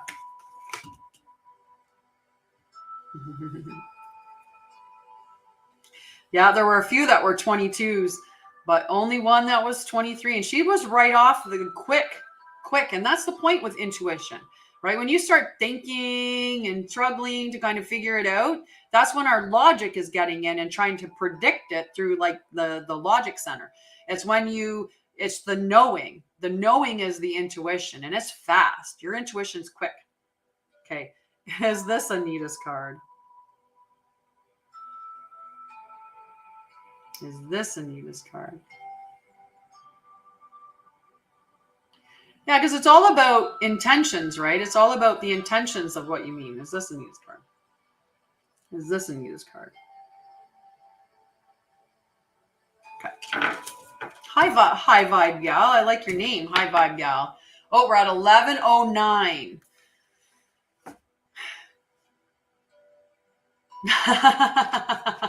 It is backwards. Interesting, because I'm looking at it backwards.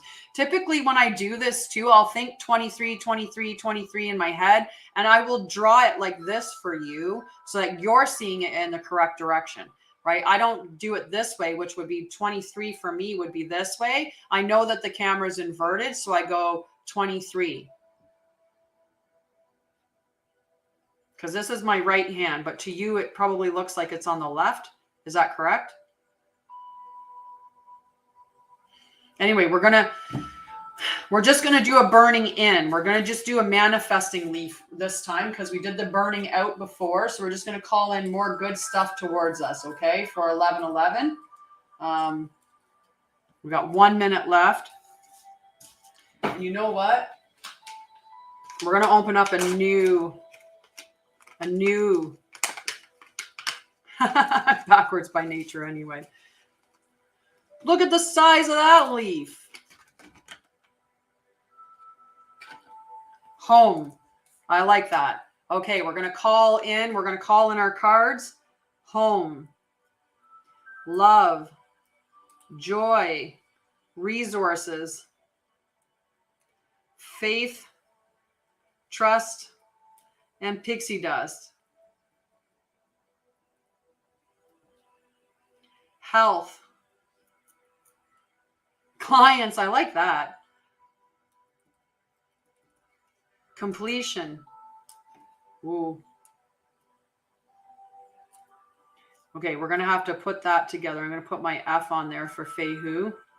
12:12 for you. 11:11. 11:11. Intuition.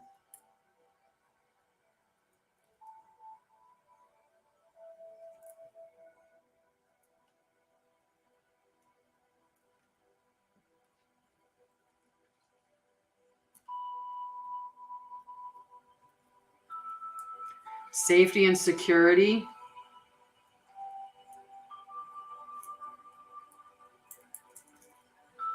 Trust, healing. But trust on there twice. Family.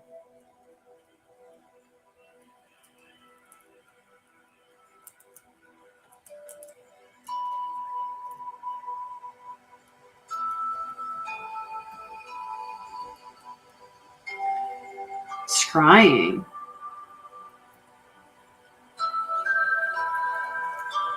Just going to screw support, higher learning.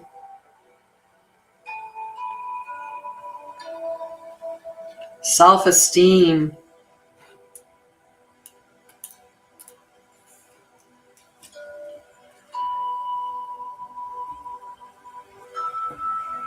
Confidence.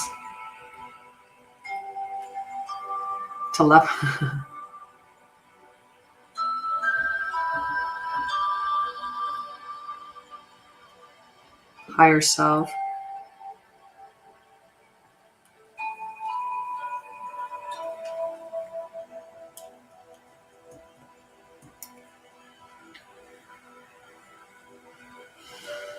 Um,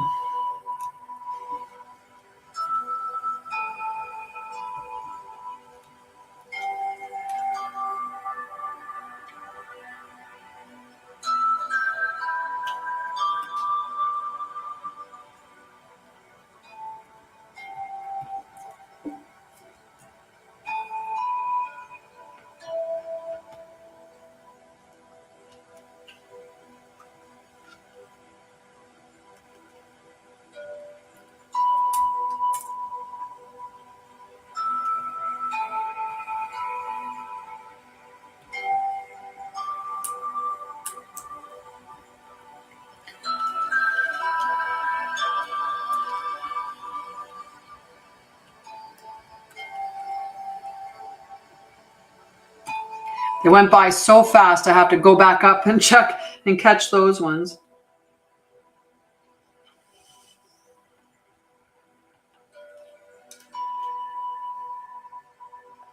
Okay. Light codes.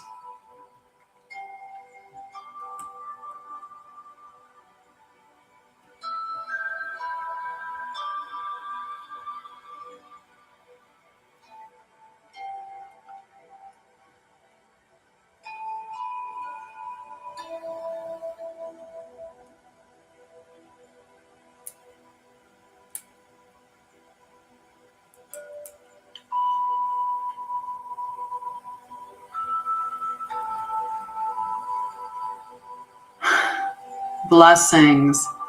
Blessings. I like blessings. Harmony.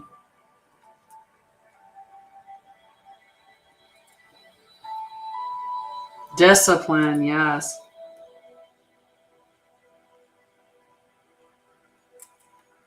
Okay, we got so much on this, love. I put self-esteem and confidence together, so we got that for you. I got healing and harmony and wisdom and blessings and success even. And support and supports in a plural. I put both of them down, support and supports. Okay, and I did see 1111, so it's a very good burn. The whole time that it was 1111, we were writing all of these beautiful things in. But now while we're burning it, I want you to focus on these coming to you. Okay, I want you to focus on what your desire. I want you to focus on that coming to you. Okay, that arriving to you. Okay.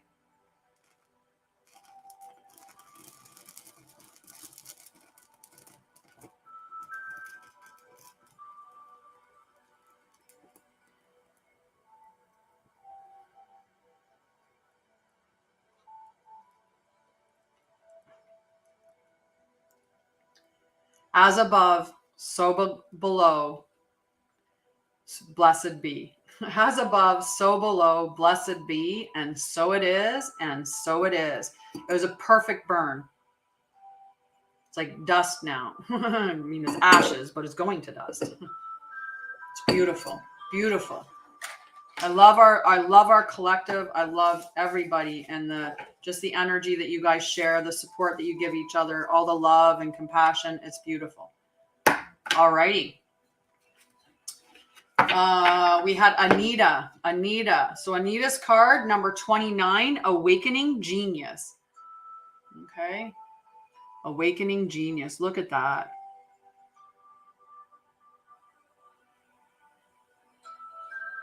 See? Divinely timed, perfectly timed, absolutely perfectly timed. I love it.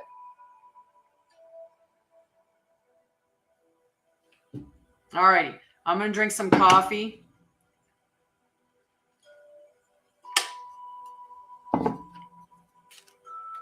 And then we'll read the card.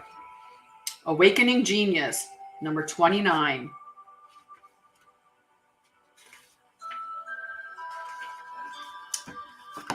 The spirit of creative expression, bringing forth new information, birthing, knowing that your ideas matter. The ancient Greeks believed that each person had a specific genius that acted like a spirit guide, inspiring you with new ideas to further your evolution as an individual, as well as the evolution of all humanity. You could say that genius is the spirit of creative expression. And when you tune into it, amazing things happen. When your genius awakes, you realize you do not have to do everything yourself. You have an inspired, dedicated, wise helper on your side. Today, can you imagine cultivating a playful relationship with this extraordinary spirit? If you can, you'll recognize that you don't have to solve every problem with only the knowledge, memories, and experiences you already have accrued. Your intellect, in this case, serves as a channel for this spirit of genius, and it can filter in new information. How you forge this connection is to get out of your own way and simply allow it to work through you. The word genius comes from the Latin genere, which means to bring forth or birth, and it shares the same root as the word generate. You are at this moment about to give birth to a new mode of expression, and a powerful one at that. Commit to partnering with your genius, and only deep satisfaction and success will result. Today is a day when your inspired ideas matter. Just beautiful, beautiful.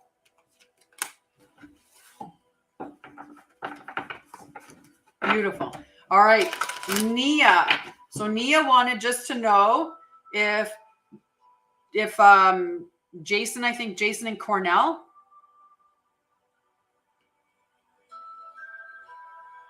Is Nia still there?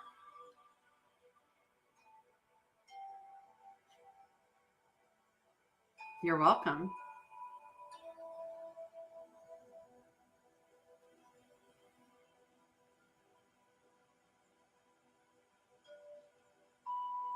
Okay, so Nia's not there. Yeah.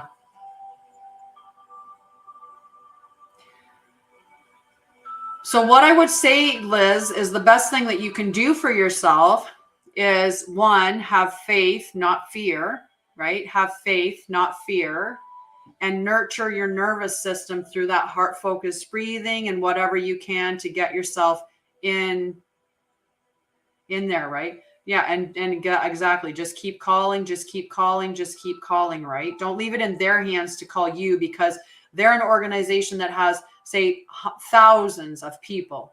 You're one person calling an organization. So it's one to a number of one, whereas they're one to a number of thousands. So you can get lost in the shuffle. So call, right?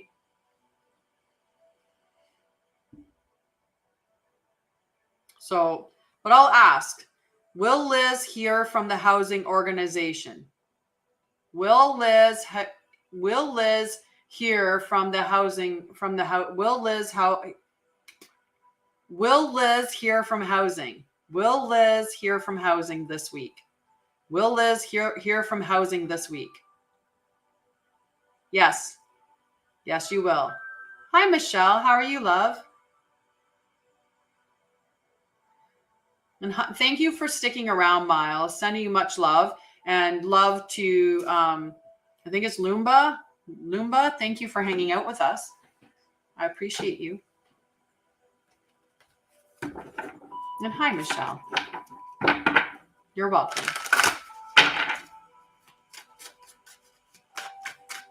Very well. Very well.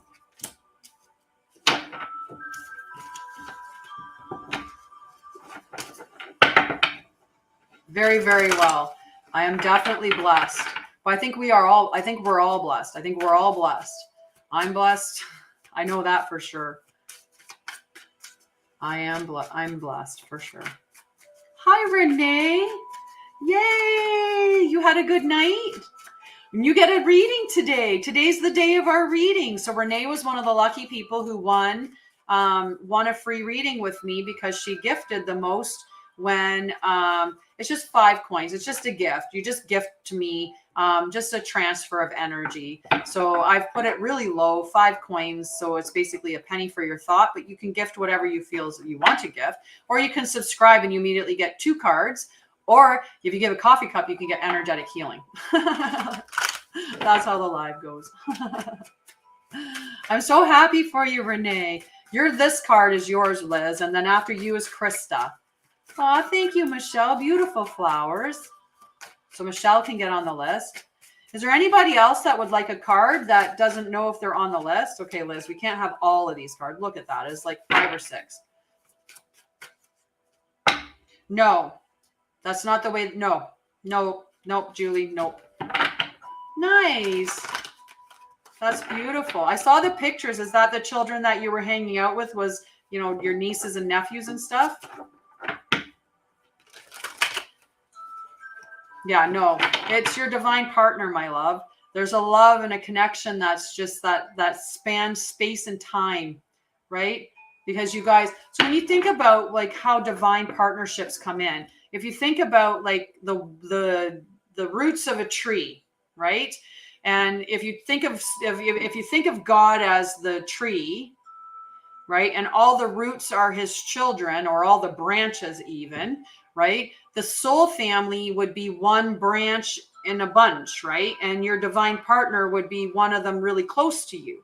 So you're connected through time and space, and that's a connection, right? Whereas somebody on the opposite side of the tree, you maybe don't connect with them so well because you didn't you weren't close to them. You aren't in that cluster of light souls outside of it, right? Like that kind of concept.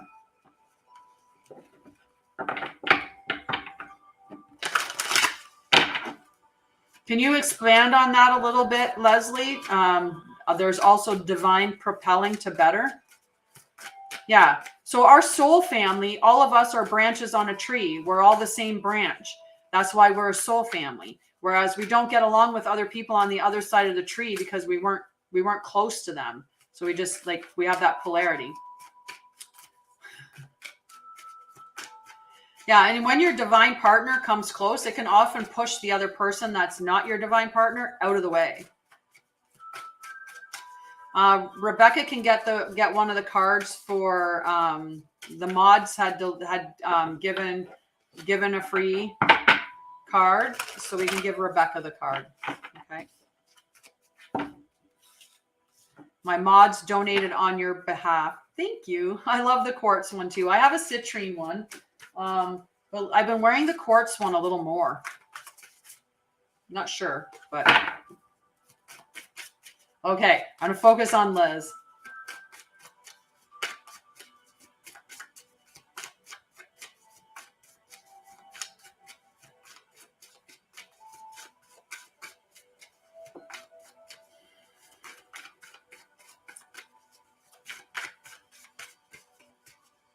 Being stubborn, Liz. Aw, thanks, Liz. Your card is being stubborn, I'll tell you that. It wants the perfect card.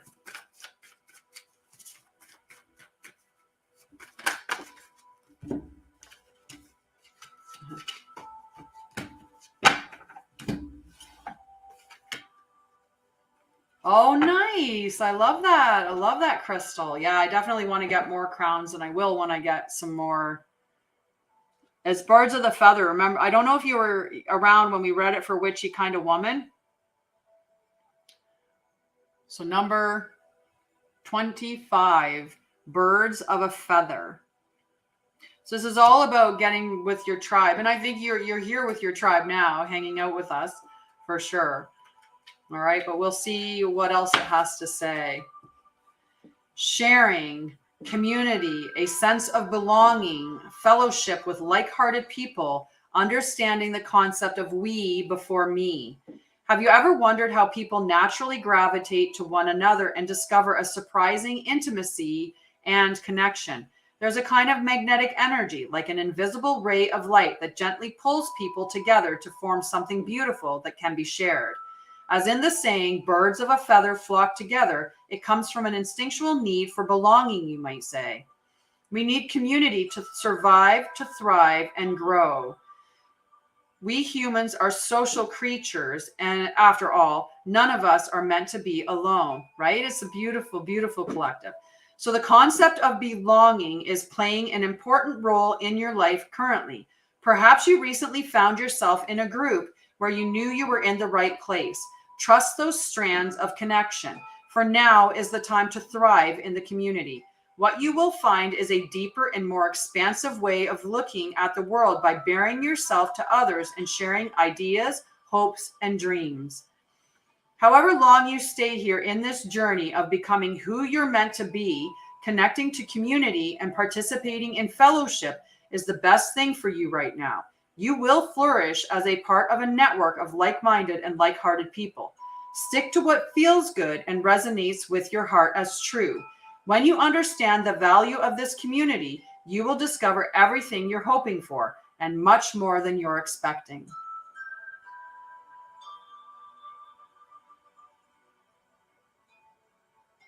Nice, nice. I love it. Okay, Krista, my divine, beautiful.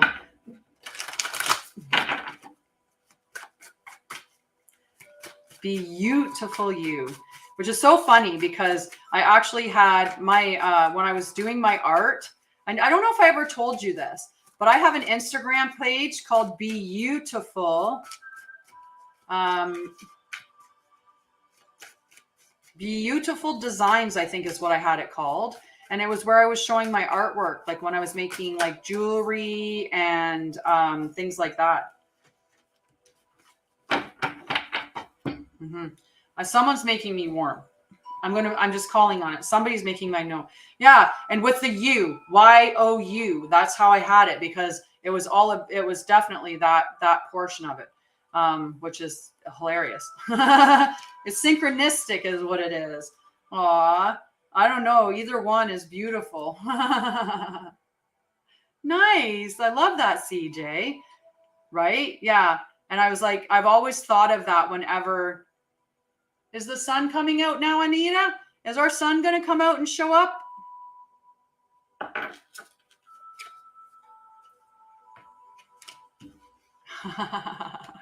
Yeah, just all of a sudden, just a flush of heat. So the card that we had the guess on, number 23, Healing the Heart. And I love this card. Healing the Heart, Krista. Number 23.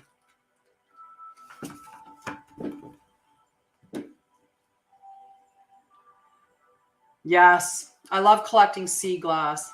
I mean, I got to get over to the sea to get some, but so healing, making amends, the willingness to release past pain, being responsible and accountable, taking time to get healthy, renewal and rebirth after suffering. When you are wounded emotionally, you need time to regroup and find your center. You may have recently endured a breakup, a betrayal, lost someone close to you, or lost an affiliation that you gave too much power to. Perfect. That would be perfect. Right? So, and I know you're gone through these changes within your company, but maybe it's letting go of some of that. You've went through a lot of changes, right? And you've definitely been struggling. Hello, Nicole. You know what? Today is the day when two people I think about very often. I think about you, Nicole, and I think about Cheryl, or Cheyenne. Sorry, I think about Nicole, and I'm reading Cheryl in your name. I think about Nicole, and I think about Cheyenne, and I think about them often, and I send out like wondering where you are. And today, both of them showed up. It's a beautiful day. Yep, she can send me some from the Pacific Coast. Right? It's perfect. So perhaps you're watching someone go through a difficult time and feel bad that you can't help them. Maybe you're still not over a past disagreement. No matter the cause of this heartache, deep healing is called for. This happens on its own timetable and cannot be rushed. The path to healing the heart centers on reciprocity, the flow of giving and receiving. Sometimes wounding occurs because we become too dependent on another, and this is accompanied by the desire to manipulate or control an outcome. Both wounding and healing usually begin within, not from the outer conditions of our lives. We often believe that we can be wounded only by others, but we do more damage to ourselves in the self-sabotaging way we think and behave. That could be the underlying. I'm feeling like that's a little... Oh... Sending you love. Sending you love. Okay, sending you love. It is important to take steps to heal yourself and become willing to release the pain of the past. Yeah, when I was reading the first part, I'm like, I don't know, maybe there's something I don't know about Krista, but that's not resonating to me with that. And as I went through and then I got to that part, I'm like, yeah, that's the part. That's the part. It's the internal part. It's important to take steps to heal yourself and become willing to release the pain of the past, which can be tempting to revisit. It's time to take responsibility for your part in this healing journey. Look for ways you can help yourself and others. Are you willing to make amends if needed, or conversely, accept someone where they are without trying to influence their growth process? Healing the heart in all aspects is your priority now. Nothing else matters. Only beauty and goodness will come as a result. Right? I'm sorry to hear that, Nicole. I'm sending you lots of great energy and blessings. Lots of blessings. Episode 7, you're getting close. You're getting close. When we get to that, the one for the 14th, right? We're gonna get to watch it together. We'll live stream it together. I know, it's so exciting. So exciting. I love spring. I love as the world awakens, how beautiful it is as the world's awakening. Right? Okay, so Oliviera, and then Tracy, then Crystal, CJ, Michelle, and Rebecca. We got 2 Michelles on there, but 2 more months. Well, I hope you for a beautiful, beautiful birth. Okay. You're wonderful, Krista. We are. Maybe we'll get together that night. Who knows? Maybe we'll be in a position to hang out together. Right? Okay, there's 5 cards. That's too many. Too many.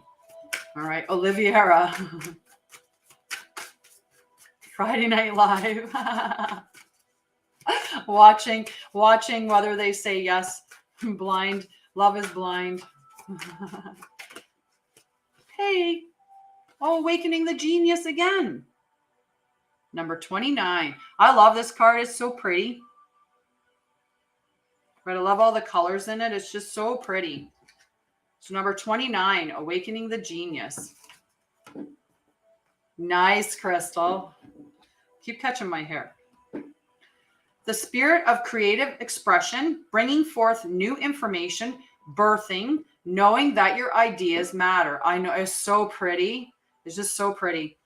The ancient Greeks believed that each person had a specific genius that acted like a spirit guide, inspiring you with new ideas to further your evolution as an individual, as well as the evolution of all humanity. Sounds good, sweetie. Sounds good. When your genius awakens, you realize you do not have to do everything yourself. You have an inspired, dedicated, wise helper on your side. Today, can you imagine cultivating a playful relationship with this extraordinary spirit? If you can, you'll recognize that you don't have to solve every problem with only the knowledge, memories, and experiences you have already accrued. Your intellect, in this case, serves as a channel for the spirit of genius, and it can filter in new information. How you forge this connection is to get out of your own way and simply allow it to work through you. The word genius comes from the Latin genere, which means to bring forth or birth, and shares the same root as generate. You are at this moment about to give birth to a new mode of expression, and a powerful one at that. Commit to partnering with your genius, and only deep satisfaction and success will result. Today is a day when your inspired ideas matter. Just beautiful. Just beautiful. I'm going to put a little comment back in here, okay?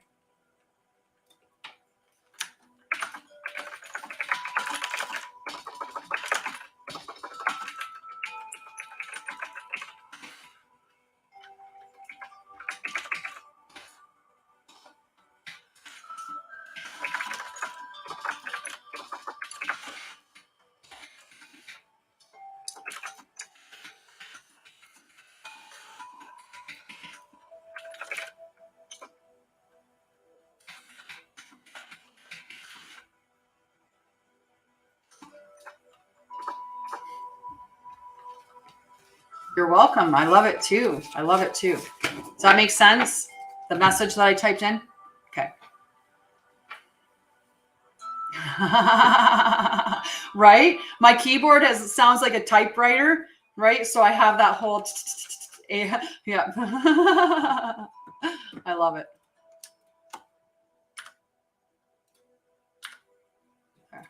Okay, Tracy is next. Tracy is next. And then Crystal and CJ. Okay. Yes. We're not going to give them many cards. That's too many cards. Too many cards. Tracy.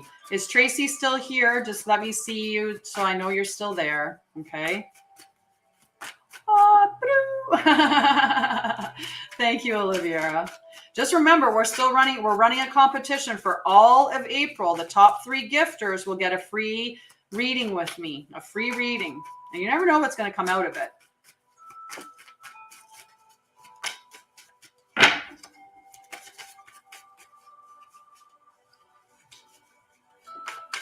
Okay, I'm not seeing Tracy say anything yet, so I might hold off on Tracy's card and move to Crystal.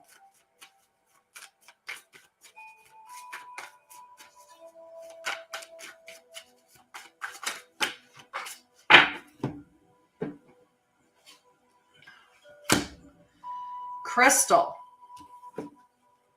The Royal You, number 16. Okay, if Tracy pops up, I'll pull her card later, but I'm not seeing her right now, so we're going to move on to Tracy.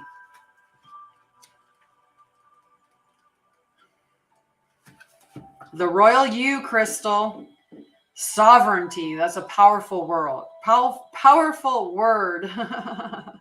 Responsibility, self-confidence, self-rule, ownership of your feelings and actions, a quiet sense of empowerment, being self-aware, not allowing outside influences out of alignment with your truth. Do you know what it means to express personal sovereignty in your life? It's about how you hold to your inner sense of worth and integrity, secure in your belief that you have a unique experience. A unique purpose, not experience, a unique purpose. It's about feeling comfortable in your own skin, knowing who you are and that nothing outside you can challenge your authentic self, the hard-won seat of awareness that you have earned. You are the ruler of your mind, and you're being invited now to consider that what discipline you need to apply to your thoughts. Are they consistent with the values and beauty you intend for your life? It is important now to keep your focus on what is right and good for you as well as others. Challenges in your life at this time, no matter how large or small, must be met with a measured response. Thank you, Rebecca. If life sends you a challenge, can you speak up and set your boundaries with grace and surety? Calm, intelligent leadership is called for now. Sovereigns know when to plan their battles, so stay out of unnecessary skirmishes and strategically wield your personal power. Now is the time to lead from the heart, from your authenticity and integrity. Hold your head high and know your worth. That is the mark of a true sovereign. That's beautiful. That's beautiful. Just beautiful. Okay. I'm going to do some tappy tap. My screen went weird there. So I'm just going to check in. Next after Crystal is CJ, and then Michelle and Rebecca. Okay. And then we'll see if anybody else needs anything. And if not, then we'll hop off. And then I'm going to decide whether or not, because I'm pretty sure the moon is out of my sign at this point. So I'm going to determine whether or not I think that I'm going to eat or if I'm going to wait until tomorrow.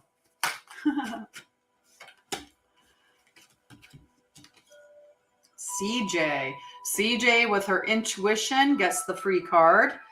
So is this CJ's card? Is this CJ's card? Thank you. You have a beautiful day too. And I'm sending you lots of really awesome energy. So happy for you. So happy for you.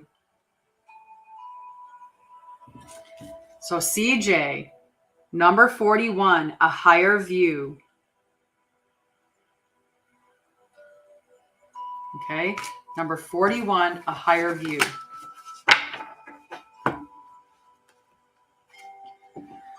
No, I mean, sometimes you go through, like right now, I just got hit with a wave of hunger, which is fine. That's, that's fine. And my head's heavy today, but that's also because of, about changing perspective. But that's also just the energy, right? They are. They're beautiful. It's that 7 Energies deck by Colette Baron Reed. I have a lot. Yeah. I think it's more like the Jupiter energy, right? And I had a lot of really weird dreams. But yeah, it could be picking up yours too, for sure. I tend to do that, especially my mods. I tend to pick up their energy and how they're feeling. Okay. So a higher, oh, we got Renee in there too. Sorry, I forgot. I have CJ, Renee, Michelle, Rebecca. Sorry, that's the way that it goes. I skipped past Renee. I apologize. Seeing from a higher perspective, conscious neutrality, letting go of judgment and assumptions, non-attachment, the ability to remain unbiased. Sometimes our lives are suction cupped to the ends of our noses and we can't see beyond ourselves. This happens to everyone once in a while. We fall into an automatic response to life and react from a learned, conditioned place rather than one of awareness. Being in reactivity keeps us repeating old patterns. Conversely, the avoidance of our triggers could keep us in our comfort zone, policing our attempts at new things. The way to be successful in your endeavor to connect with others is to step out of your sticky perception of the world. Imagine yourself sitting on the back of a bird 1,000 feet above your life. Wouldn't your perspective change? From a higher point of view, you can see for miles. You could let go of naming or blaming the obstacles in your way and instead easily discover a path to more beautiful and compelling vistas. More can become available to you in all aspects of your life when you are able to step back and get a little distance. You can wait before responding, be more graceful in your interactions, and see how everything is connected and every gift is an experience. The world is wide open for you today. All you have to do is move to higher ground, be mindful, and celebrate the spectacle of life's dance. Just beautiful.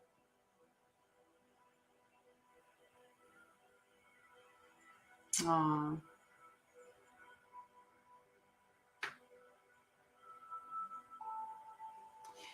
Does he have a binder?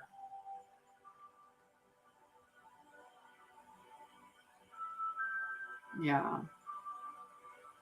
Yeah, it's a long list for those things. It's really unfortunate, right? And two-tiered healthcare too, right? Like they say that it's, you know, all the healthcare is the same, but it's not. It's definitely two-tiered. Sorry, sweetie. Okay, so we've got Renee. Let's see what your message is now. Whoa, Renee. Bearing fruit, Renee. That's just beautiful. Bearing fruit. Number 12. Renee. Birthing. The results of hard work. An idea or consistent thought manifested into form. The relationship between the external world and the internal world of beliefs and feelings. If your life were a tree, what fruit would it bear? Envision the results of the efforts you put into achieving your dreams and desires in partnership with the divine. Can you see the way you think, feel, and achieve, or think, feel, and believe? Smart. I agree. Reflected in the material world. There is always a correlation between what you see, what you expect to see, what you intend consciously, and what you project unconsciously. Everything is intrinsically connected. Magic flows through you from the unseen world into the world you perceive.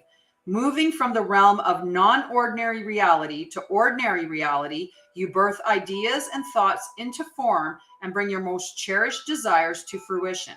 Not all ideas will bear sweet fruit. Oh my goodness, that's a tongue twister.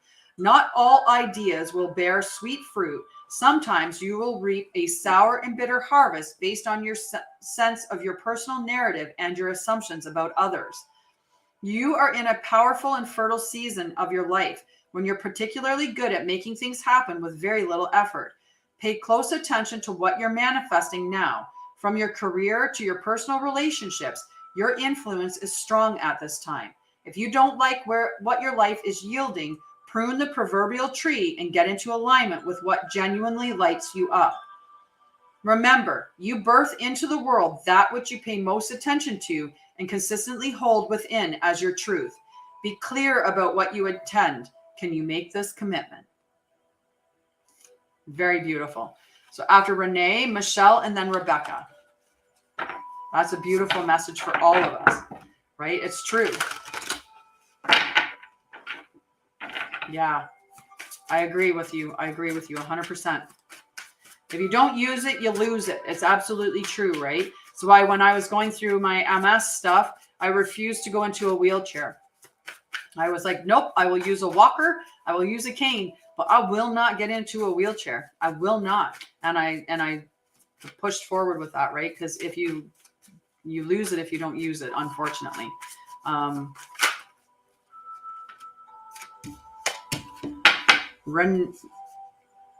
Michelle, sorry. I'm going to check and see because this might be this. I want to make sure this is Michelle's card and not Rebecca's. Okay. Is this Michelle's card?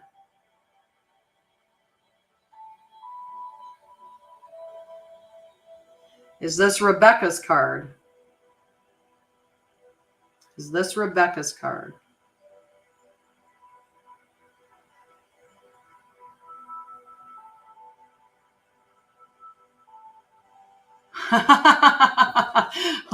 Awesome. So this is Rebecca's card. I'm just going to switch you around, okay, Rebecca and Michelle, because Rebecca's comment came up there. I was thinking about Rebecca, and it's actually her card. So number 14, beautiful uncaging.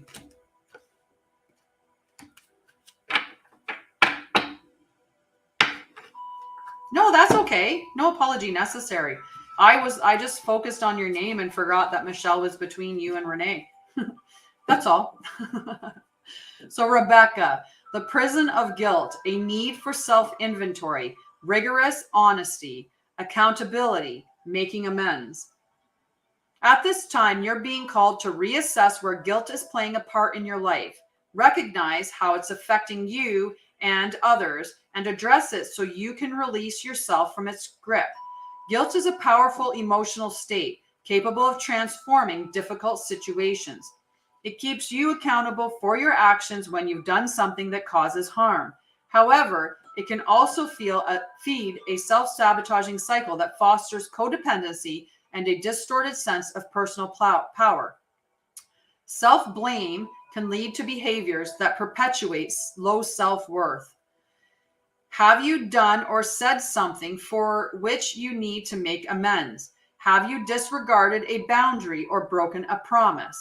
Guilt can make you aware of potential ways you have given injury and show you how to redress the transgression. When you sincerely admit you are wrong and begin the process to fix it, this is an act of accountability, responsibility, and liberation. Take a moment now to consider when you have harmed others or yourself. This knowledge will free you from the story you tell about it, so you're able to connect with truthful remorse. Now is the time for rigorous honesty as you take a self-inventory with a neutral state of mind. A good question to ask yourself now is why the guilt is there. You might be taking on a burden that is not even yours to carry. Pay attention, take action, and uncage yourself from the prison of your own making, right? And that's a really big one, right? Is we take guilt on that's not necessarily even ours, right?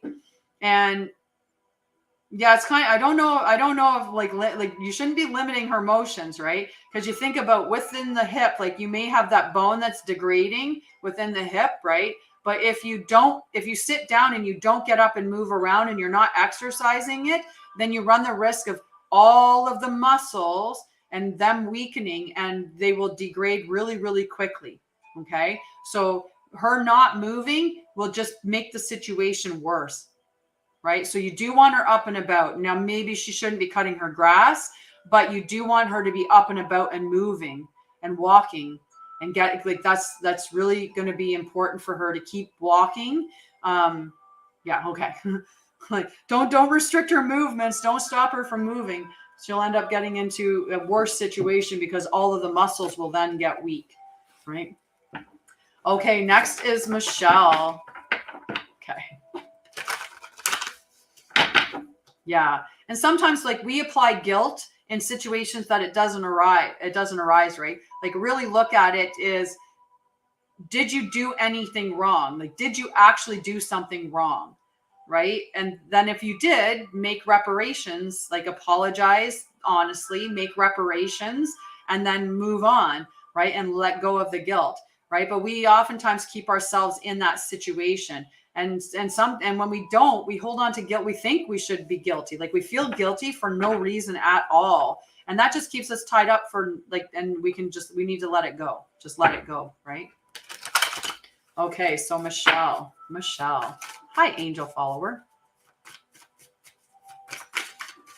Yeah. And that ties us up to the guilt is a huge, huge, huge emotion, right? We should be letting that go. All right. This is the last card, and then we're hopping off for today because that'll put me right around noon, okay? Hi, Nikki. How are you? Nice to see you. All righty. So from Michelle, ears wide open, number 33. Number 33. It has been a while. Hello. So key concepts of this card are deep listening as a gift we give to others.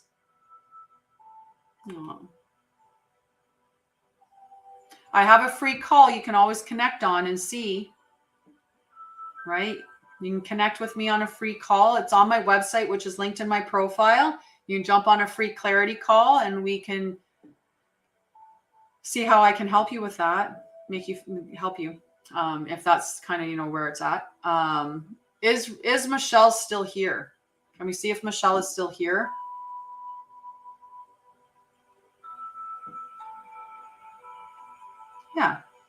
Yeah, free call.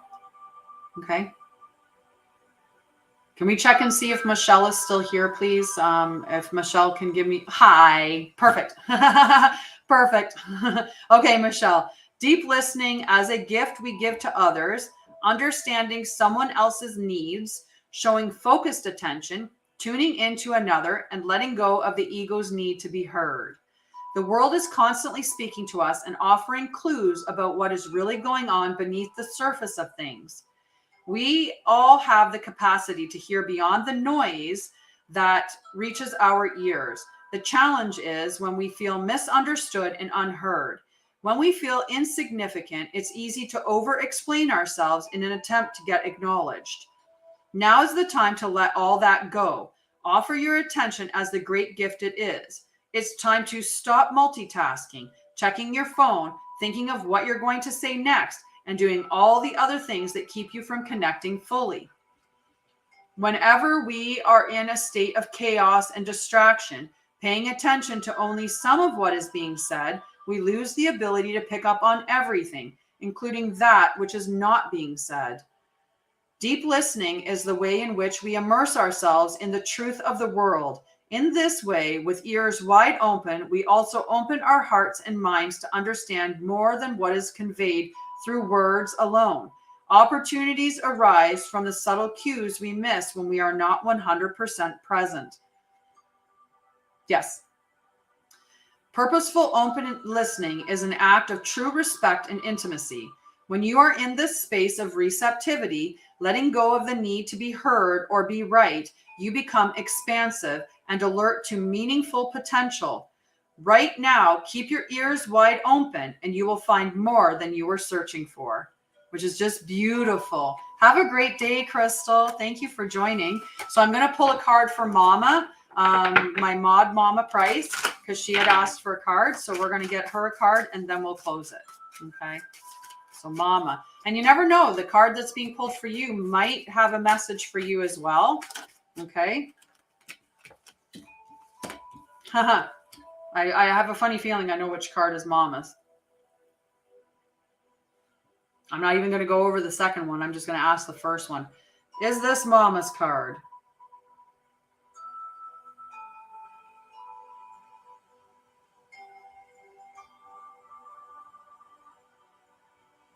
No, it's because this was the ears wide open that we just had, and I don't know why I decided to pop out of the card. I guess those big ears had to kick the other one out.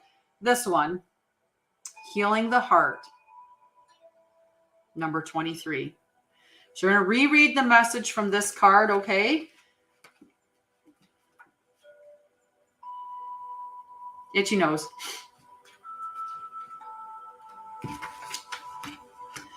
Healing, making amends, the willingness to release past pain, being responsible and accountable, taking time to get healthy, renewal and rebirth after suffering. When you are wounded emotionally, you need time to regroup and find your center. You may have recently endured a breakup or betrayal, lost someone close to you, or lost an affiliation that you gave too much power to. Perhaps you're watching someone go through a difficult time and feeling bad that you can't help them.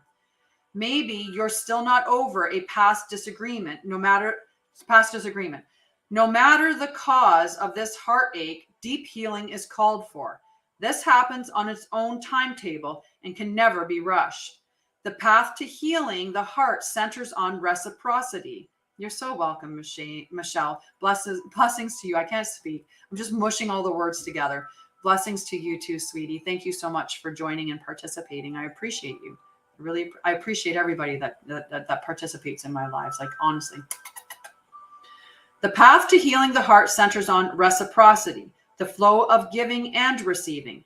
Sometimes wounding occurs because we become too dependent on another, and this is accompanied by the desire to manipulate or control an outcome. Both wounding and healing usually begin within, not from the outer conditions of our lives. We often believe we can be wounded only by others, but we do more damage to ourselves in the self-sabotaging way we think and behave. It is important to take steps to heal yourself and become willing to release the pain of the past, which can be tempting to revisit. It's time to take responsibility for your part in this healing journey. Look for ways you can help yourself and others. Are you willing to make amends if needed, or conversely, accept someone where they are without trying to influence their growth process? Healing the heart in all aspects is your priority now. Nothing else matters. Only beauty and goodness will come as a result. So I think you need to make sure that you've booked your second call with me for our healing journey that we're on, okay? And there'll be some more information that'll come out when we do that session, okay? But I'm sending you lots of love, lots and lots of love, okay? Don't be so hard on yourself. Don't beat yourself up. Never does you any good to beat yourself up. I know you're good at that. Okay.